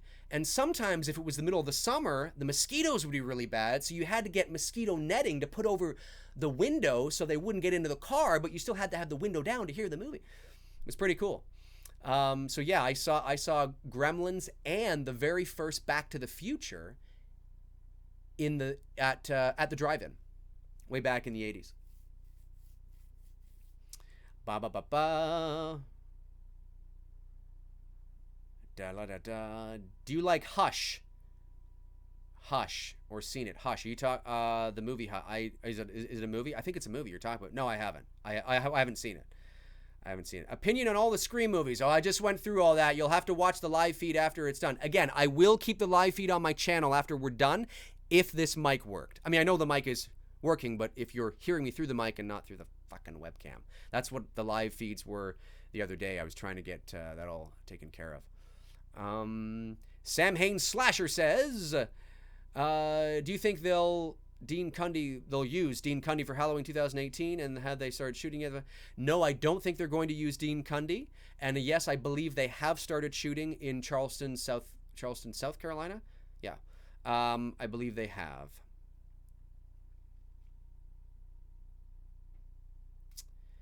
Dave, you gave your thoughts on Batman vs. Superman and the Justice League, so did you see Suicide Squad? What are your thoughts? I did not see Suicide Squad. I did not. I'm not emotionally attached to it. Why? I don't care. I don't care. I want to be emotionally attached. I'm not giving you my money just because you put out something that looks cool. No. No, that's no. Put some fucking effort into it. Take your time. Build a universe. Build a relationship. Make a connection. And then I'll go see it. But outside of that, why? Why am I going to go? Why? I'll just wait till it comes to Netflix and I'm sick and there's nothing else on, and I'll watch it and see, what I think. Ba ba ba ba ba ba. Oh, let's see here. Yeah, this is good stuff. An hour and 17 minutes, 57 people in the room. How you guys all doing? Thanks a lot, all of you. I don't know if all of you are subscribers, but if you are, thank you for subscribing. I really appreciate it. We're approaching 3,000 subscribers, which is really cool. That's great, because it certainly wasn't my intention. I just wanted a place to vent about shit I want to vent about. So, Daniel Seeley says, did you like the ending of Halloween H2O? I didn't like Halloween H2O, but I thought the ending when they chopped off his head, yeah, I thought, okay, good. But of course they find a way to bring him back, which is a pile of shit. Like I said in one of my videos. So what are we supposed to think? Michael Myers was off in the corner, undressing, taking off the jumpsuit, taking the clothes off the paramedic, putting his jumpsuit on the paramedic, zipping it up, and Michael Myers is nude, running around, putting, the paramedic's uniform. Oh, come on. Guys, come on. Don't buy into that shit. You're better than that. Crystal Morrison. Hello, Dave. Hello, Crystal. Welcome. Da-da-da-da-da. I'm scrolling. If you see me going da-da-da-da-dee, looking, it's just because I'm looking at a lot of the interaction with you guys and the questions that you have. So it's not that I'm... And again, if I don't get to your question, it's nothing personal. It's just that, I'm looking now, there's 59 people in the room and everybody's talking and, the things are going by and I'm talking, looking at you guys. And so don't take it personally. There'll be other opportunities, of course, too. Just looking, I'm also looking for non-Halloween related questions. I know the vast majority of my subscribers are probably here and subscribing because of my passion for the Halloween series, but I like to change that. Oh, here's Brendan1440. What are your thoughts on the Sam Raimi Spider-Man trilogy? I liked it. And I didn't hate 3. 3 was far inferior to 2 and 1 because they had too many plot points going on and it was a little convoluted and, it was kind of a mess. But I didn't hate it. And they should have continued on. And I know why they didn't because the story that Sam Raimi wanted to tell was not the story that the studio wanted to tell. And then Sam Raimi left. And, well, if Raimi left, so did Tobey Maguire. And then, well, if Tobey Maguire left, now it's kind of like, oh, my God, everything's falling apart. So they're just going to reboot it. But I liked it. You see, and that's the thing. I got emotionally attached to Tobey Maguire as Spider-Man. I identify him as Spider-Man. And then all of a sudden along comes Andrew Garfield, which I'm not taking anything away. He was a good Spider-Man, but now it's kind of like, oh, now I got to, and now all of a sudden, oh, now he's not Spider-Man. Now Tom Holland is, oh, now I got to get, it's like, no, fuck off. No, I'm not an idiot. Okay. I'm not going to just go to the movie and see it because you're just basically telling me to say nothing to see here. No way. And I'm not taking anything away from any of those guys who play them. I'm not saying Tom Holland wasn't a good Spider-Man. I'm not saying that. And I'm not saying Andrew Garfield wasn't a good Spider-Man. But at the end of the day, it's like, no, keep some consistency here. Because that's how you do it. You get your audience emotionally attached to characters that they want to root for and love and see. Is anybody here emotionally attached to Tom Holland? I'm not saying he didn't do a good job, but are you emotionally attached? No. At least I don't think you are. Maybe you are. Who the hell knows? Looking for... Dave, what do you think of Freddy versus Jason? I thought it was so stupid. I thought it was what it was. It was what it needed to be. It was a sensational fairy tale of 2 monsters having a fight, and it's exactly what it was.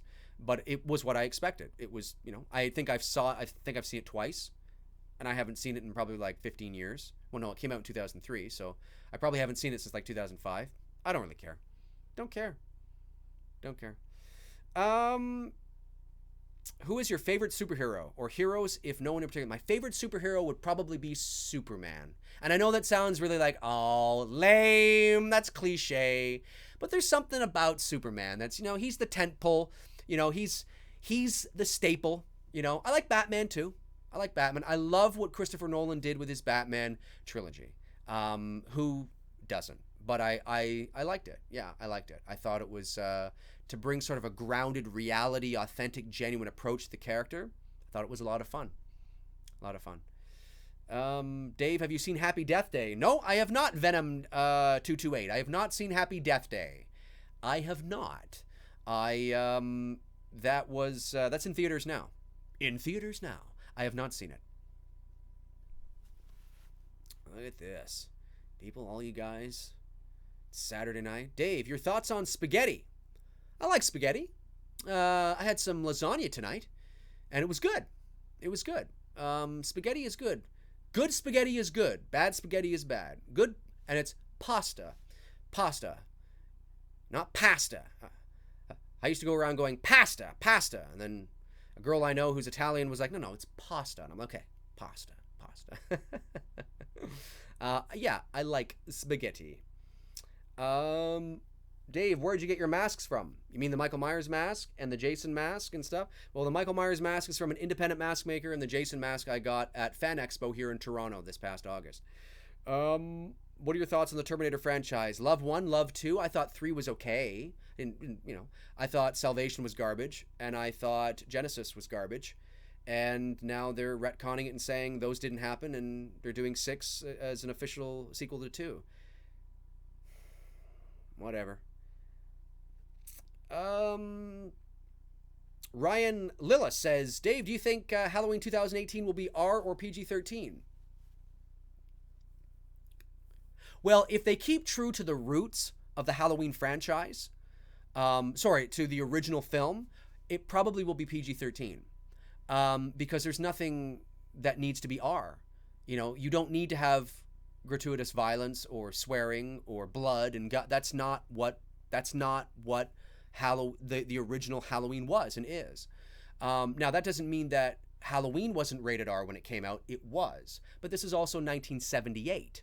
Okay, so this is a different, the threshold of what we consider R nowadays is very different than what it was in the 70s and in the 60s and so on and so forth.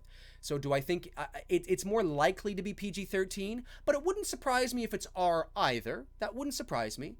Maybe there's a few boobs. Hey, yeah, well, right there. If you show boobs, it's rated R. If there's a couple of F-bombs, it's going to be rated R. But if there's no boobs and no F-bombs, it might be PG-13. Dave, Austin Crew says, Dave, what's your top 5 movies of all time? Well, this changes depending on my mood, depending on, what's happening. Top 5 movies of all time. Oh, God. I'm going to say The Shawshank Redemption, The Green Mile, Jaws, Empire Strikes Back, and Halloween. But that could change. I mean, tomorrow it could be Rear Window, The Shining. It could change. But it's that's kind of my sort of ballpark area. Interesting. So you think Michael shouldn't be brutal? No, I don't think Michael should be brutal. If you, and I'm not trying to be mad at you or anything. If you're new to my channel, I am a huge proponent of the absence of character, the absence of motive, going back to the roots of what Michael Myers was. And no, I don't want him to be a hulking Frankenstein monster that just grabs people and no, that's not my Michael. Maybe that's yours, but it's not mine. Hopefully you guys can hear me okay. I'm sitting far away from the mic there at times. Who do we got? We got 58 people in the room. All right, 60 people watching now. Welcome, everybody. Welcome if you're new, if you've just joined us. Welcome. This is Saturday Night Sit Down with Dave McRae. We're an hour and 26 minutes into this. I will repeat this again. If you are hearing me off the microphone that's in front of me, I will leave the live stream up after we're done. If not, if the audio is garbage, I'll take it down and still trying to figure this out. But my goal is not to take it down. My goal is to leave it up.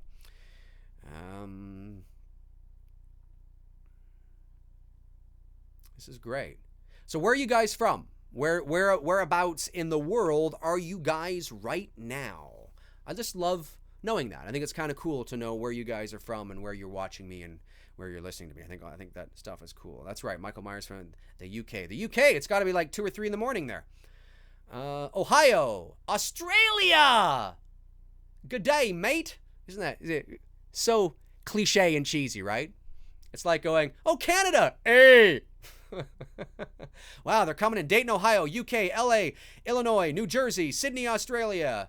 Sunday afternoon. It's the afternoon. It's 10:42 at night here. North Carolina, London, England, Oklahoma, Indiana, Buffalo, Rome. Oh, Rome, New York. Okay. Columbus. Wow, Indiana, Virginia, Tennessee, Central America, Arkansas. Sound like Oprah. You get a country. You get a country. You get a country. Wales, Maryland. It's great. Haddonfield. That's great. Great stuff. The moon. The moon. The moon. We got people coming in from the moon. Dave, what's your opinion on the Hellraiser movies? I've never given them a chance. I like the first I haven't seen them in years. But I did like the first Hellraiser. I thought that was pretty good. But again, I haven't seen them in years. Dave, what is your favorite Halloween kill? In the first Halloween or overall? My favorite Halloween kill, Yeah, Bob's scene is good. Bob's kill is classic. You know, lift up and the thing. Yeah, Bob's is good. I mean, it's you know, I'd have to think, but that's the first one that comes to mind. How often do I shave? Never! I never shave. No, I shave probably once a week, but I only shave, you know, up here and trim and keep sort of the stubble going. I do need a shave. Thank you for noticing. I'm going to shave tomorrow. Tomorrow I'm seeing my girlfriend, so I'm going to, you know, look more acceptable. Can I get your ghost, Bob? Yeah, that's right, eh?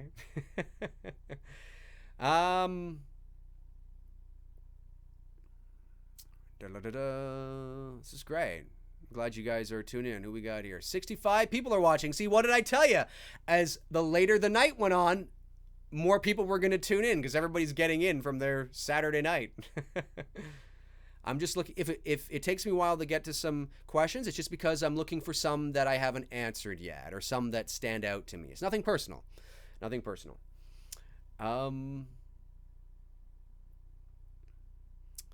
Hensel says, love your vids, Dave. Thank you very much. Appreciate it. Dave, what are your thoughts on Halloween 6, the producer's cut? Austin Wilcutt says that. Well, I think it's better because it ties up loose ends and it makes a little more sense. But I don't think it's a good movie. I still think it's still Halloween 6. And again, folks, I say this.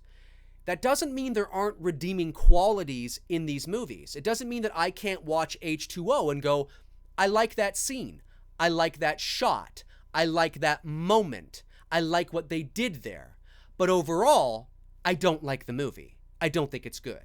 Okay? So that doesn't mean that I can't find redeeming qualities in certain films, but it just, I don't like the movie. I mean, Halloween 4, 5, 6, H2O, Resurrection are the least watched. I never watched them. I mean, I do from time to time, but I always watch 1 and 2 because that's Halloween to me. And 4. I'll sometimes watch 4 because there's redeeming qualities in that. For all intensive purposes. It's for all intents and purposes, not intensive. For all intents and purposes. And purposes. For all intents and purposes. Yeah, I say that a lot. That just means, you know, kind of like, you know, generally speaking here, we gotta, you know. And the reason why I say generally speaking a lot, you know, and for all intents and purposes is because a lot of people sometimes take what I'm saying literally. Like when I say, you know, all, you know, filmmakers, you know, think this. Well, no, generally speaking, filmmakers might think this, but not everybody. You know, I got to do that or people are like, well, no, not every, I don't. I know that. I meant generally speaking. This is good stuff. I appreciate everybody tuning in. I appreciate that. So yeah, I'm glad that it seems that I figured this out. This live streaming. I had to download third-party software to be able to do this from my studio here. So, John O'Donohue, have you seen Blade Runner 2049? I haven't yet. Love the first Blade Runner. So I'm looking forward to seeing it. Dave, do you watch The Walking Dead? I don't. Nothing. I'm sure it's good. I just haven't. It's one of those things, you know, shows I just haven't got to yet.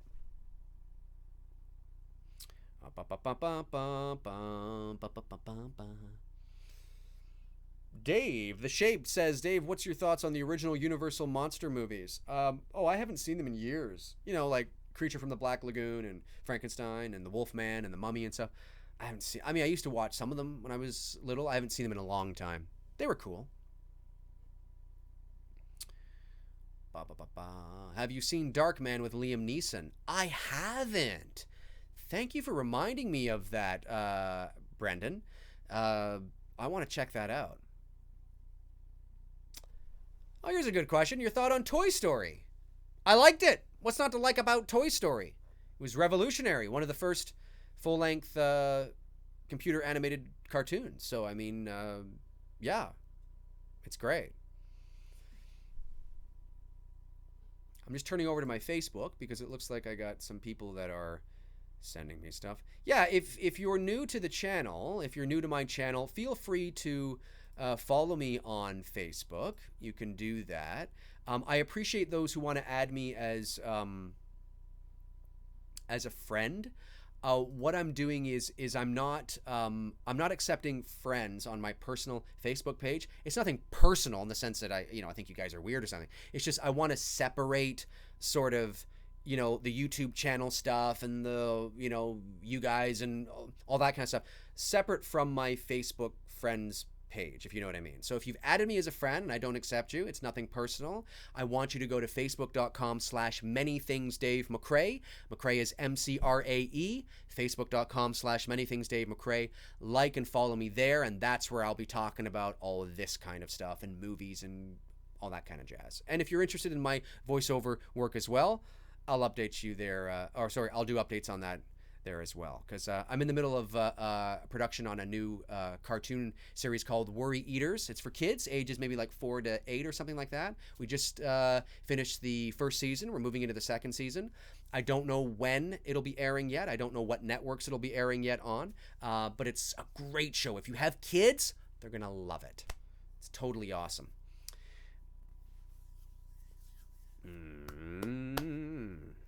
This is great. I love seeing you guys interact with each other too, talking to each other and getting to know each other. I think that's cool. It's awesome. Yeah, a minute or an hour and 35. Okay, what we'll do is we'll go for another 25 minutes because that makes it 2 hours. So I think that's good. I think that's solid as a first kind of, sit down with Dave McRae. Saturday night sit down. We'll go for another 25 minutes, and then I'll call it a night, and we'll do this again soon. It's fun. I like keeping in touch with you guys, keeping connected. And, even those who don't like me, even those who don't get my style or, think I'm a complete moron, you're always welcome. You're always welcome. I mean, until you're not welcome. Dave, did you like The Entity? I haven't seen that. I haven't seen The Entity. I'll put it on the list. Thank you for bringing it to my attention. I haven't seen that one. Dave, with all the news coming out about Halloween, are you more or less excited about the new film than when it was first announced? I'm the same. I'm cautiously optimistic. New Predator thoughts, Dave. New Predator. My thought. Adam Turner says your thoughts on New Predator. Is there a new movie or my thoughts on doing a new one? I don't think you need to do it. It's pretty even though the first one came out in 1987 or 88, somewhere around, I mean, what do you do? You just have another bunch of guys running around in the jungle shooting. I mean, it holds up pretty well. I mean, the effects are dated. Yeah, it's the 80s. It's the 80s effects. But I mean, yeah, I don't need to see another Predator. I don't. It's not a movie that you necessarily need to remake. Chester Pesco says, is Rey Luke's daughter? I don't think so. Maybe, but I don't think so. I don't think Rey's parents are anybody. I don't think Rey's parents are going to be any. Hey, again, I don't have any inside knowledge to this. This is just my professional opinion on what I'm seeing and what sort of they're doing. I don't think Rey's parents are going to be anybody significant, at least to us. They're going to be significant to her, and I wouldn't be surprised. I'm going to go out on a limb and say I don't think she's a Skywalker. I don't think she's a Kenobi.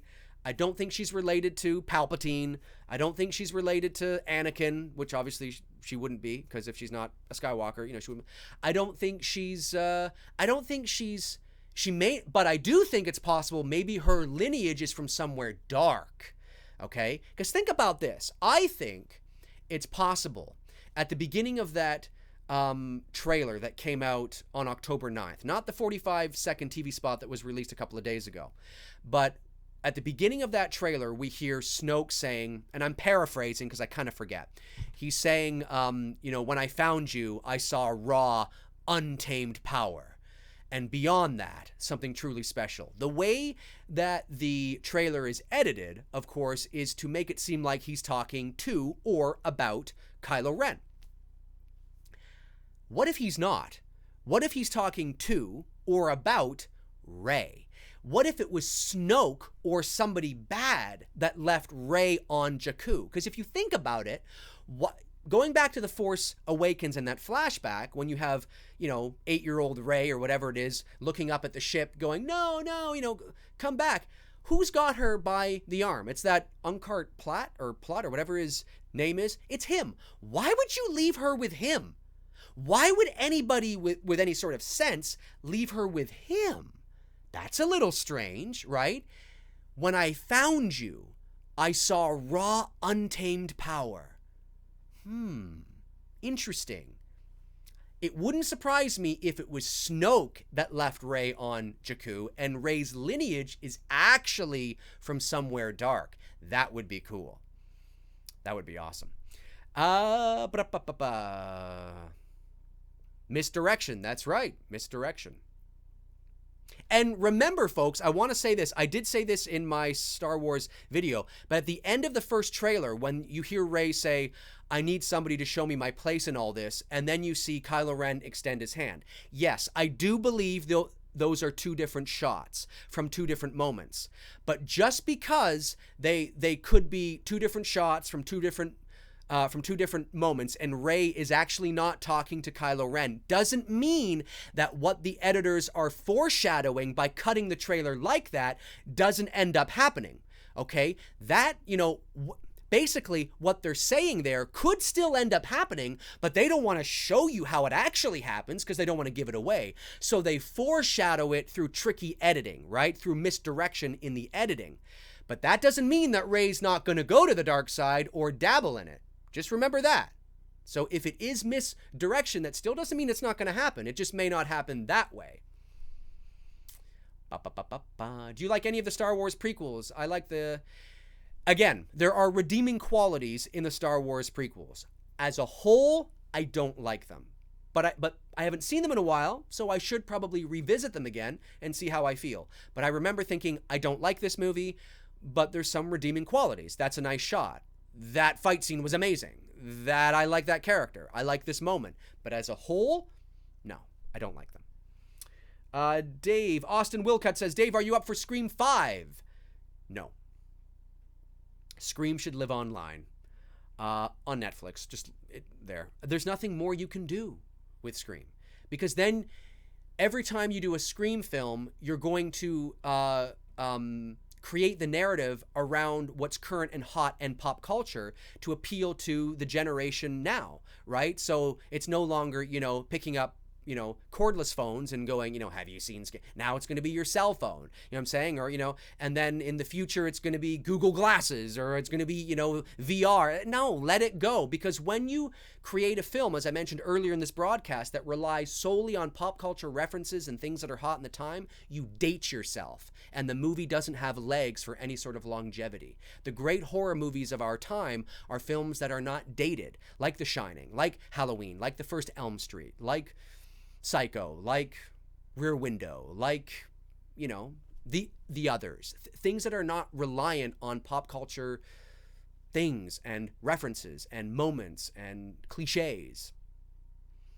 Brandon says, have you seen What About Bob? Yes, I love What About Bob because it's a movie you love to hate. Oh my goodness, I love What About Bob. One of my favorite comedies of all time. Love it. What? You think he's gone? He's not gone! Is this some sort of, some kind of new radical therapy? You see? He's never gone! One of my favorite moments. Richard Dreyfuss, oh my God. He's great. Richard Dreyfuss was at Fan Expo here in Toronto this past summer, and I actually got the chance to go and see one of his talks, and it was great. Love Richard Dreyfuss. Is Saw now dead? I hope so. Bill Murray is amazing. Yeah, he's an acquired taste. My girlfriend hates Bill Murray. Oh, she hates him. She appreciates his talent. I mean, she recognizes that he's, but she's not a fan of his. What do we got? We got 62 people still tuning in. We got another 17 minutes, and then we'll call it a night for our first episode. Who knows when the second episode will be? I have no idea because it's all dependent on my schedule. But we'll call this the first episode of Saturday Night Sit Down with Dave. Dave, did you like or hate the Jaws sequels? I like 2. I hated 3 and I loathed 4. I saw 4 at the drive-in in 1987 when I was 8 years old. I saw Jaws 4. Oh, God. Can't get that 2 hours back. Fan of Rodney Dangerfield? Kind of. I wouldn't say I'm a fan, but I appreciate some of his stand-up and some of his movies. Yeah, he can be all right. Caddyshack or Blazing Saddles? Great question, Stone Cold. I haven't seen either in a long time. I'm a big fan of... Yeah, I don't know. I'll have to watch them again. But I do remember enjoying both. Maybe Blazing Saddles. Maybe. Your thoughts of Michael Myers now being mortal? Well, hey, come on. If you know me, I think it's great. It's not that he's completely human. He is human with supernatural elements. There's something there. What is this? I don't quite understand it. And that's why I loved the first Halloween, because you don't know. We don't understand. He's just doing why is he doing this? We don't know. So I love that about it.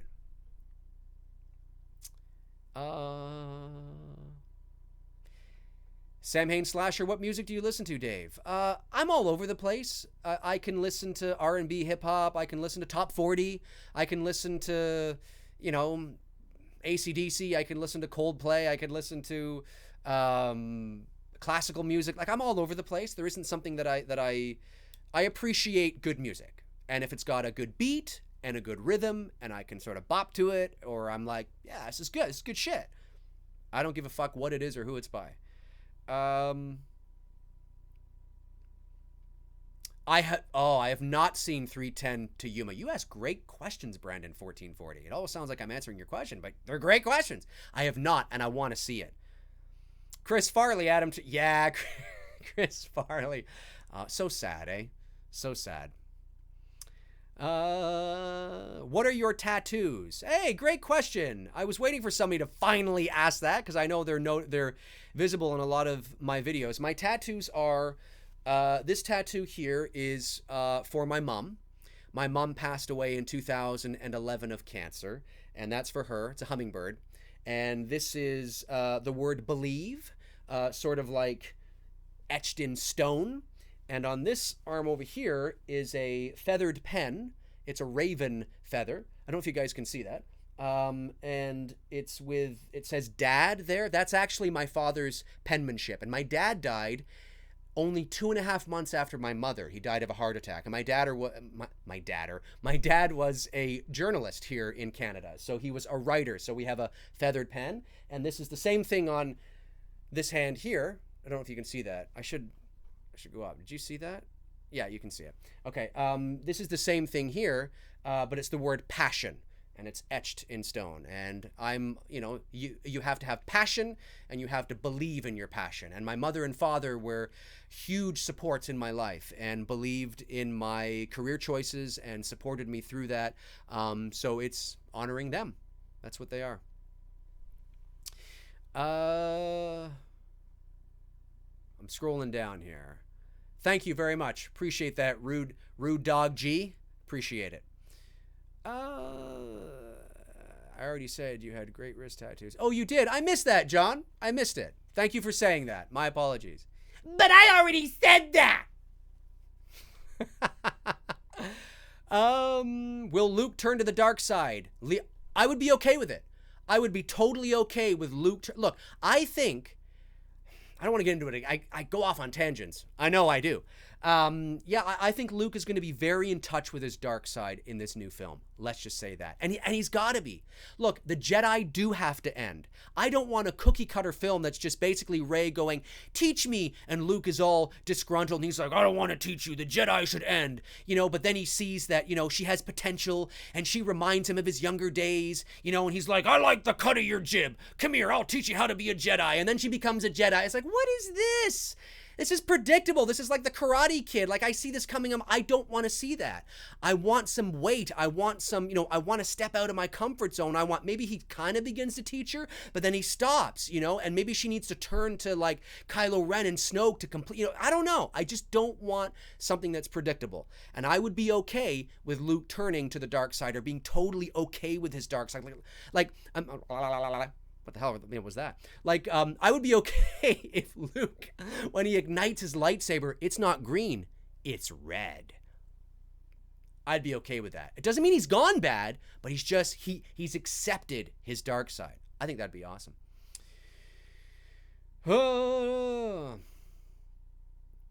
Justin Pang says, great Halloween shorts, man. Made me jump. Keep it up. Thank you, Justin. I appreciate it. Glad you enjoyed them. Your thoughts on Sinister? I really liked the first Sinister. Liked it a lot. Dave, have you seen THX 1138? Of course, I own it. Great. I mean, it's good for what it is. I can appreciate it as a student film. And like, yeah, this is really good. Like, this filmmaker shows he's got a lot of potential and a lot of deep sort of themes here that really resonate, and yeah, he's got a message. Ever see VHS? Oh, yes. I was like, well, yeah, of course I used to watch VHS. Oh, the movie. No, I have not seen the movie VHS. Not seen it. Was it necessary to kill Han Solo? Yes. It was necessary because because this is all about Kylo Ren's character. And he needed to kill Han Solo because that was his ultimate test. That was the sacrifice. He needed to prove to Snoke, look, the reason is because Kylo Ren is sort of on the cusp of, he's being pulled to the light. So he needed to prove that, no, I'm a badass. And I'm going to prove to Snoke and everybody around me that I have the balls to do something really rash and really fucking crazy. And that's what Snoke meant when he said, even you have never faced such a test. Snoke knew that. And Kylo knew it. And so, yes, he had to kill him. If he wanted to prove to himself and to everybody else around him that he is the badass that he claims to be, that he is, a worthy successor to Darth Vader, which he's not, but he thinks he is. Yes, he needed to do it. I hated to see it happen, but it served the story. Can you solve a Rubik's Cube? Nope. I cannot. 10 minutes. We got 10 minutes left in the broadcast, ladies and gentlemen. Dave, do you think they will end Halloween on a cliffhanger? The new movie next year that comes from Iron Claw 30. Yes, I think they will, but I think it will be a cliffhanger that you could make another movie and you could not make another movie. That's what I think will happen. Ever seen Westworld? Another great question. Brandon's on fire. I have not, but I've been wanting to. I've been trying to convince my girlfriend to check out the first couple episodes with me, kind of see how we feel about it. Dave, most hated Michael Myers mask? 5.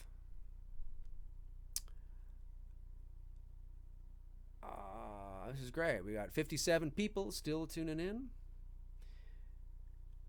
9 minutes left in the broadcast.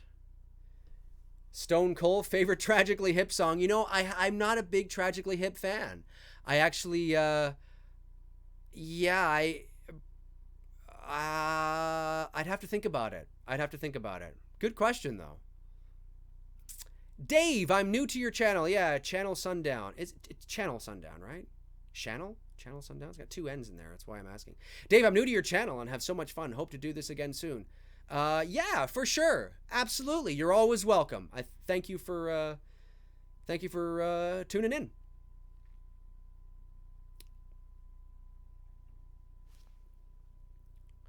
I'm just looking at stuff.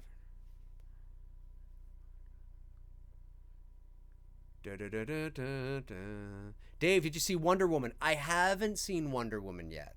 I haven't. But I will. Takes me a bit to get to the superhero films. I will. Ba ba ba ba ba ba. Soundtracks I like. Jerp Pin says soundtracks you like. I love the Green Mile soundtrack. One of my favorites.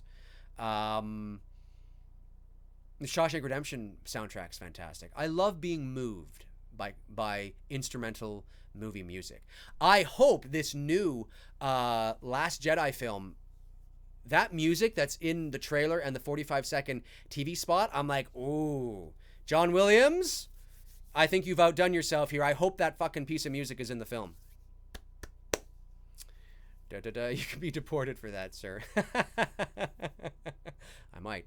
Thoughts on Kevin Spacey? Aircar33 says, thoughts on Kevin Spacey. Well, it's unfortunate. It is. I mean, arguably one of the greatest actors of our generation. And two-time Academy Award winner, of course, for The Usual Suspects. It was for Best Supporting Actor and for American Beauty in 2000 for Best Actor. It's unfortunate. It's unfortunate. And it's unfortunate. I mean, obviously, nobody at any time needs to be put in a position where they feel uncomfortable like that. And regardless of whether you're a man or a woman, sexual assault or harassment is absolutely, unequivocally unacceptable. And I think we all can agree on that. But at the same time, you know, it's crazy. I mean, it's like, you know, I am a proponent in innocent until proven guilty. I think that's important because if it's not, then anybody can accuse anybody of anything, and it's kind of like, oh my God, you know what I mean? I'm not saying that he didn't do those things. He probably did, especially the more people that come out and more things that, you know, it's like, oh God, you know, it doesn't look good. It's just sad. It's just a sad thing because he's such a talent, and it's so unfortunate that he's coincidentally kind of like Frank Underwood, almost like, oh, that's kind of creepy. He's like a real life Frank. It's just unfortunate. It's just really unfortunate.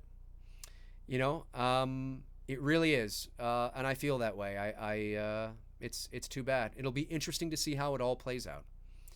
It's just sad.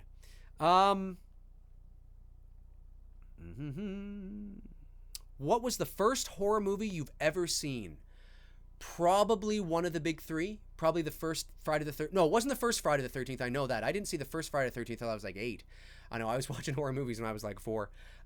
It was probably an Elm Street movie or Halloween. It was probably either the first 2 Halloween, but it might have been Elm Street. Might have been the first 1 or 2 Elm Street. Sorry, the first one, the first Elm Street or the second Elm Street was probably it. Johnny Coffey, I starred in The Green Mile. You did! You were amazing. That was sad when he died too, eh? Michael Clark Duncan, that was so sad. Oh, 4 minutes to go, guys. 4 minutes to go, and then we'll call it a night. Yeah.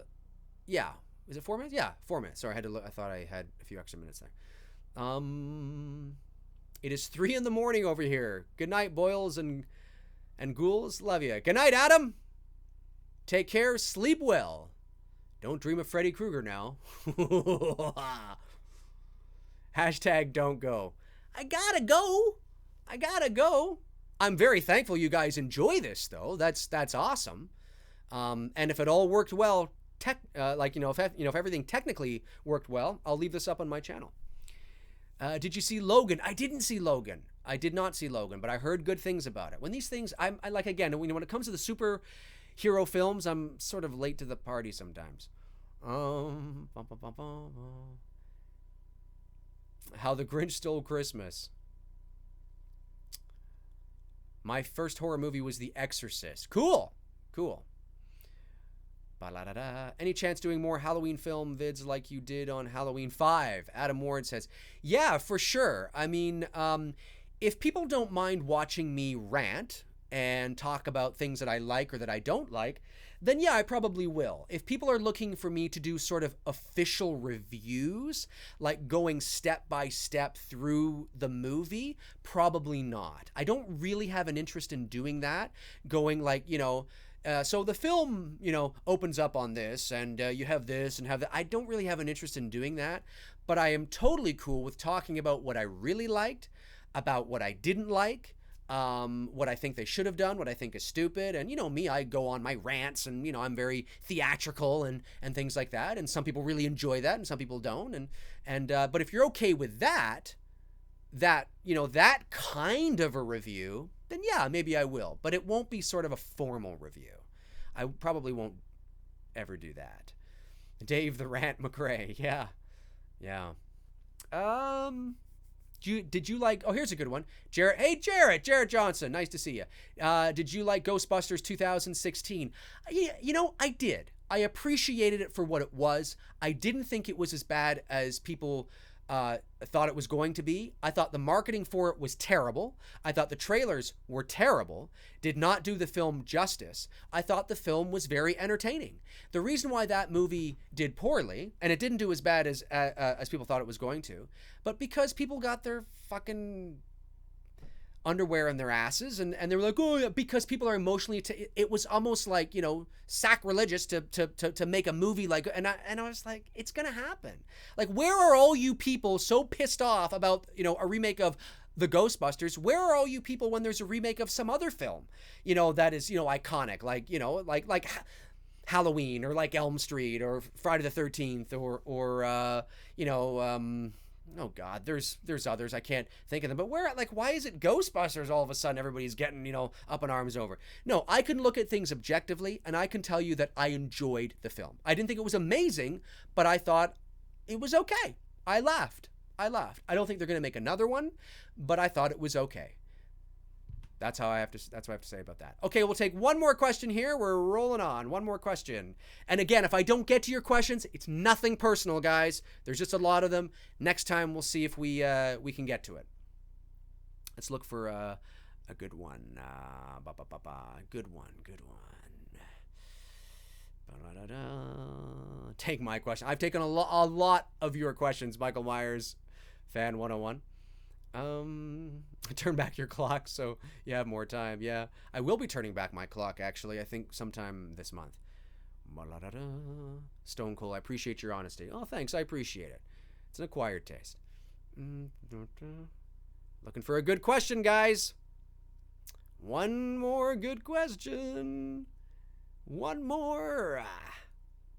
I know you guys are like, oh, I gotta think of a good question. Maybe I'll scroll back and see if I can find one. Oh.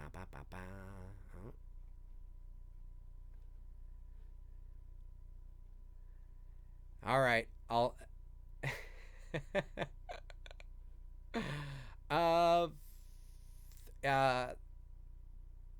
What is the meaning of life? Okay, that's a good one to end on, because I think I can answer that. I know there's people in the chat room going, oh, meaning of life. I'll keep it quick. I think if there's a meaning of life, I think it's to learn, because it's the only thing. When we die, we don't take anything with us, right? We don't. But if there's one thing that we could take with us, it's what we've learned. If there's one thing that could survive the process of death, it's consciousness, and maybe what we've learned throughout life. It's not how much money you have, how many cars you have, how big your home is. I think it's learning to be the best person you can be, paying it forward, and never stop learning. It's always about being the best person that you can be, because those are the things that you take with you, if you can take anything with you. So I think the meaning of life is to learn as much as you can through just being a good person, being out there. That's what I think it is. All right, folks, my name's Dave McRae. I'm going to call it a night here. I appreciate, again, all of you who tuned in. I really appreciate it. If everything worked out technically, then this will remain on my channel.